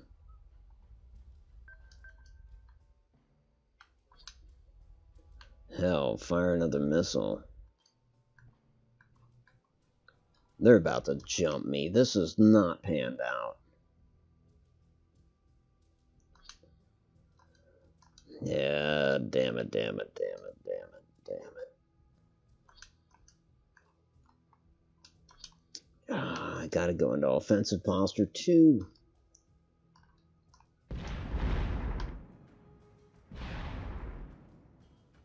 There's that one missile. Ooh, gotcha with it. Okay, got to start diving now that I'm clear of the rock. Yes, Commander.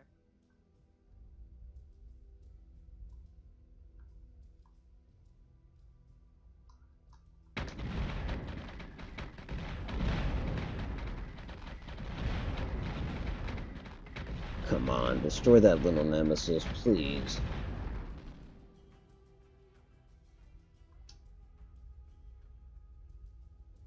It's not going to happen soon.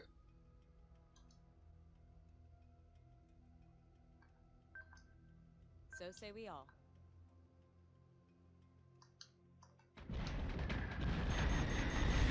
Shit, it's about to ram me. No, it's not. Good.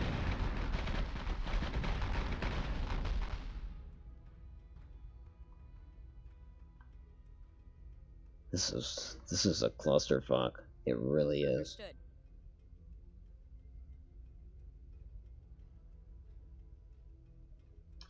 I've got to launch fighters, even if it gets them killed with those fighter killers flying about. At least it'll be different targets for the fighter killers. As it stands, they're just going to fire at me.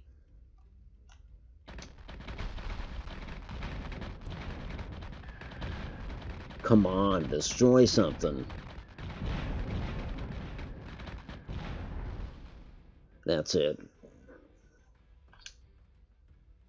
It doesn't matter anymore. We gotta jump. Without our fighters.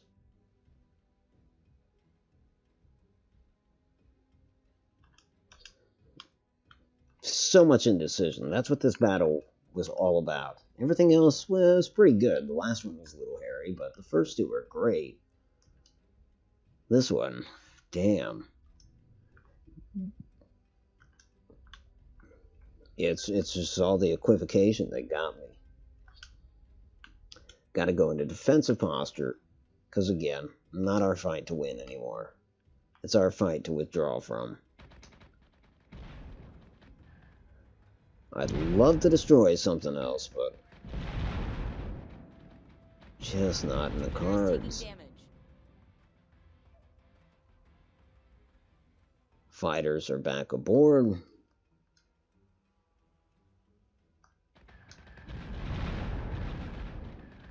Jupiter is taking damage.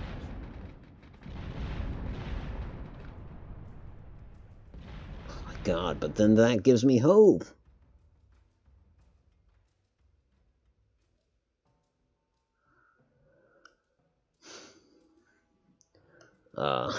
The last time I saw this, the Americans were attacking the Yamato. We all know how that turned out. Yeah. So you're saying I should attempt to beach myself so I can at least still be a gun platform. Oh, man. So hangar and armory are damaged. Right, front, and rear are damaged.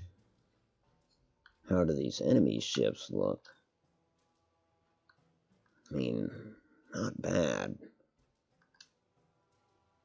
Hate to run from something that I could have won.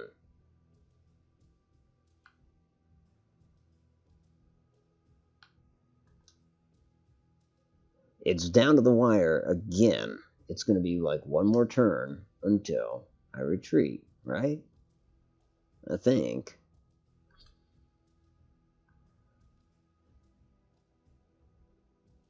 Would I be destroyed in one turn? Again with the indecision, with the equivocations, with the...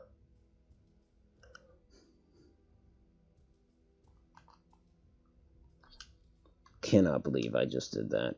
Canceled retreat again. I sure as hell did.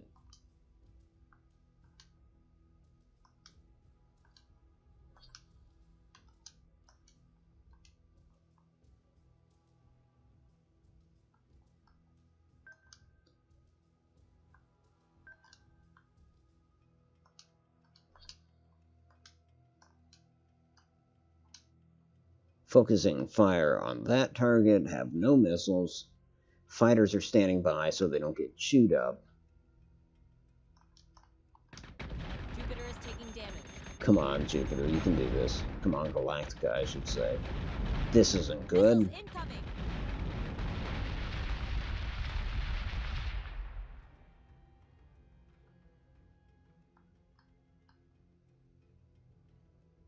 Oh, the hangar's been taken out, so I can't even launch the fighters if I wanted to.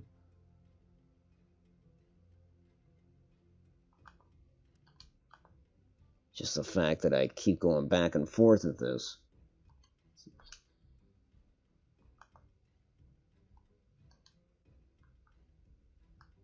You know, I'm going to keep doing the retreat thing.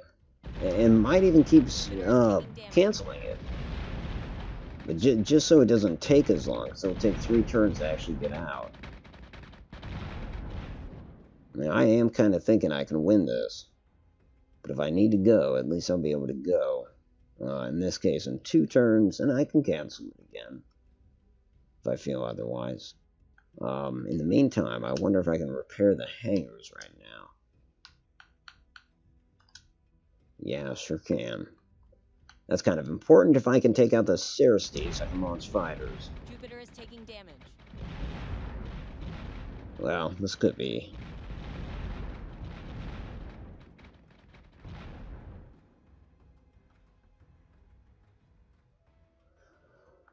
Oh boy. Yeah, I can't aim. Trying to repair the hangar, but they keep firing at it.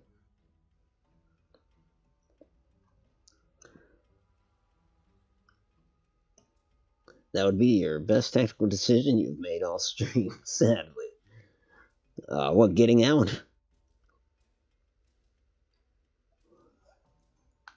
I mean, I kind of gotta disagree. The first 2 battles, I pretty much rolled right over them. Pulled some good moves. But yes, it probably would be my best tactical because the stakes are high here. I only have 1 Jupiter-class Battlestar, and it's the Galactica, and here I am playing around with, you know, its fate. On it, Commander. How many turns until retreat? 1 turn, so I would be gone next turn. Or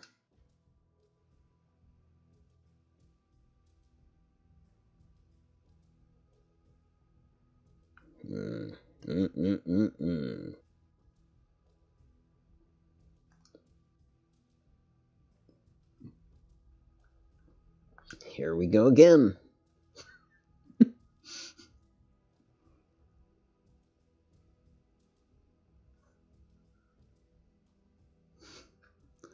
Left armor at 100%. Keep showing right side. Shit, you're right. What's better, rear or front? Well, shit. It's a crapshoot.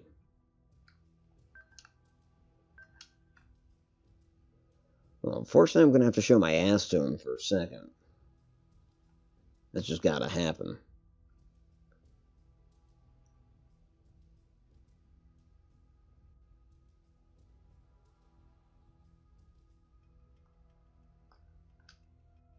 Jupiter is taking damage. Come on, turn our rear. Turn the rear. Oh, well, shit. That's how I know it's late. I really was slipping there. Mission failed. Which is crazy. With all the enemy ships that we took out. 2 Corvettes are still there. And so we failed. But I guess it was all about who has a military presence there in the end. Poor Silas Nash.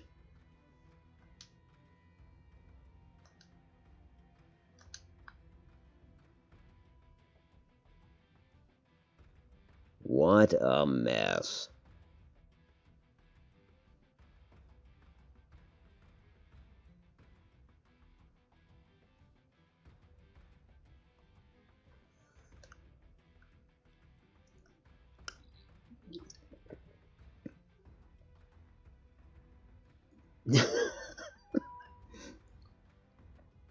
Well, the Galactica does. I'll say that.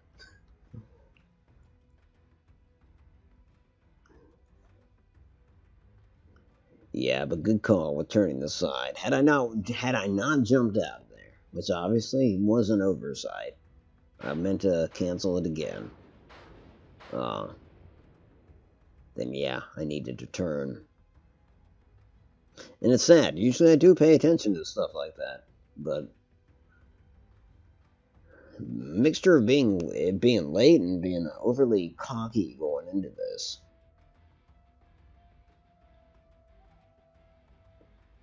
And those damn Cylon reinforcements.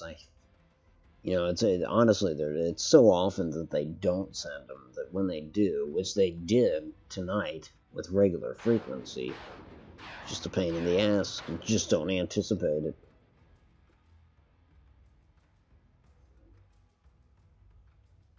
So there I was trying to mess with the Cerastays. I sent a fighter squadron out beyond them. The Cerastays did turn and pursue it, as I had hoped. And that made it so I was really only facing 2 Nemesis with the Galactica. That was kind of a good deal. This was not.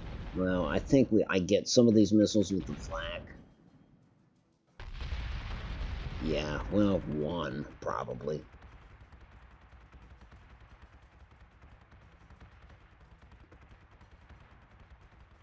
It was at this point that I fired missiles into my own flak.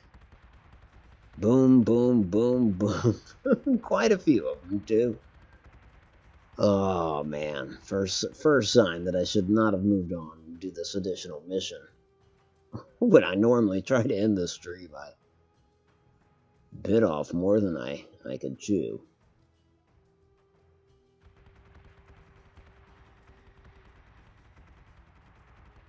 What am I getting my hands in an oscillus? If you pardon my engineering parlance. I do. I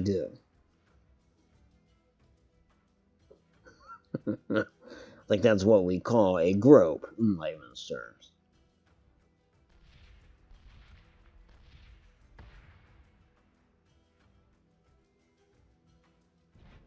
Now here, of course, dancing with this Nemesis in the hopes of putting this rock in between she and I, but it didn't matter in the end. And enter their reinforcements. No sooner do they show up, they fire. And they're gonna hit. Mainly, though, the bottom side there, the belly. Same deal here. Of course, this might hit the starboard. Oh, no, that's right. Nailed it with a flak. So that's good, at least. Doesn't really matter, because until that DLC comes out Friday, I mean, the Galactica automatically repairs itself after the battle. It'll be a totally different story with that DLC. These are going to hit, are they not? Yes. I mean, this whole segment just full of retreat. Don't retreat. Retreat. Leading all the way up to, Commander, we accidentally retreated. Oh, damn. Yeah, here's where I was kind of thinking, like so many times before, the rock is going to protect me.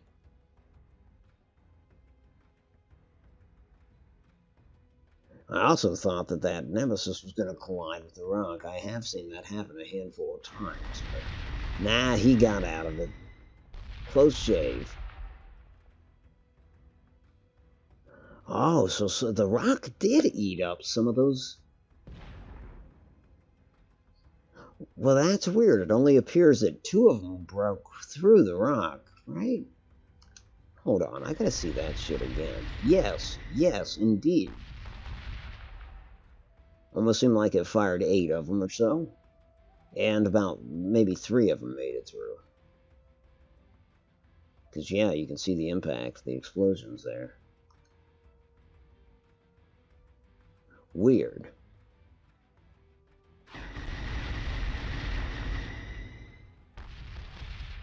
That's, you know what that is. That's just collision on this rock. The collision is actually slightly smaller than the rock itself. That's... yeah, oh well. I don't think that was a make-it-break-it thing. Anyways, you know, that 3 missiles got through, I don't think that changed a whole hell of a lot, but... here's our 1 missile in response.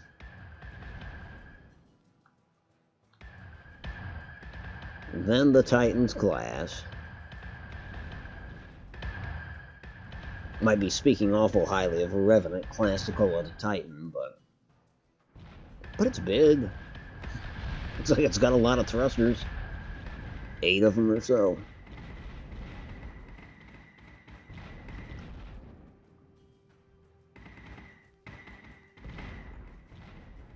And then, of course, I've got these pests involved as well. Was certainly hoping that they turn their fire on the fighters, which, yeah, there they did. Of course, then I docked the fighters again.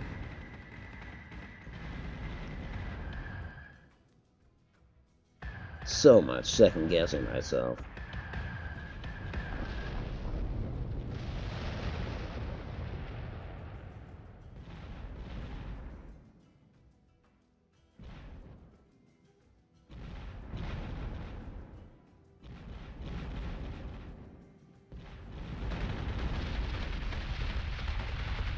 And then we're out.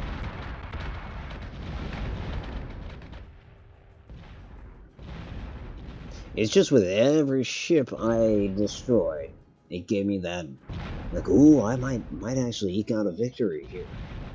Yeah. Yeah, not so much.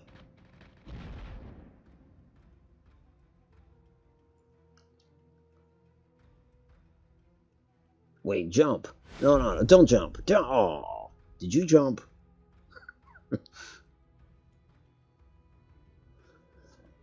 Alright. So be it. Well, we lost the battle. Didn't lose any ships, but lost the battle.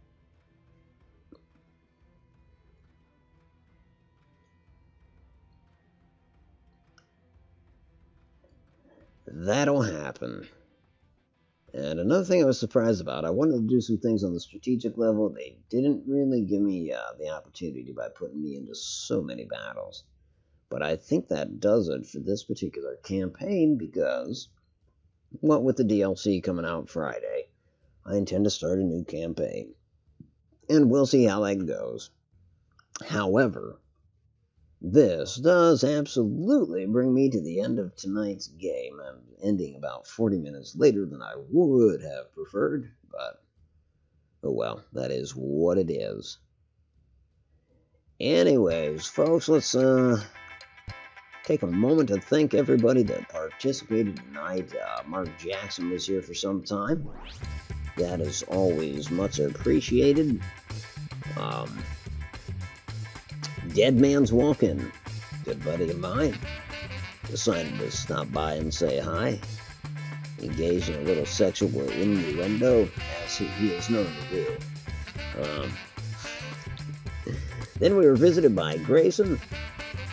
Always good to see Grayson, always entertaining comments from the man that is Grayson. And then Kinshaw stopped by to see us out. Much appreciated, Kinshaw. I do thank you for taking the time. And I hope everything is well with you on your end of the world. I hope you're having a good day. As for me, let's see. It's technically Thursday here now. And, yeah. I don't know what I have planned for tomorrow in terms of entertainment. However, after midnight, that DLC will have come out, so I'll see how long that download takes, and if it doesn't take too terribly long, I might stream a little bit of this. As for Friday is our anniversary, so I'll be going out and getting mildly to heavily imbibed. So that should be fun. Gonna go to our old stomping ground, an old bar that we used to frequent quite a bit when we were dating.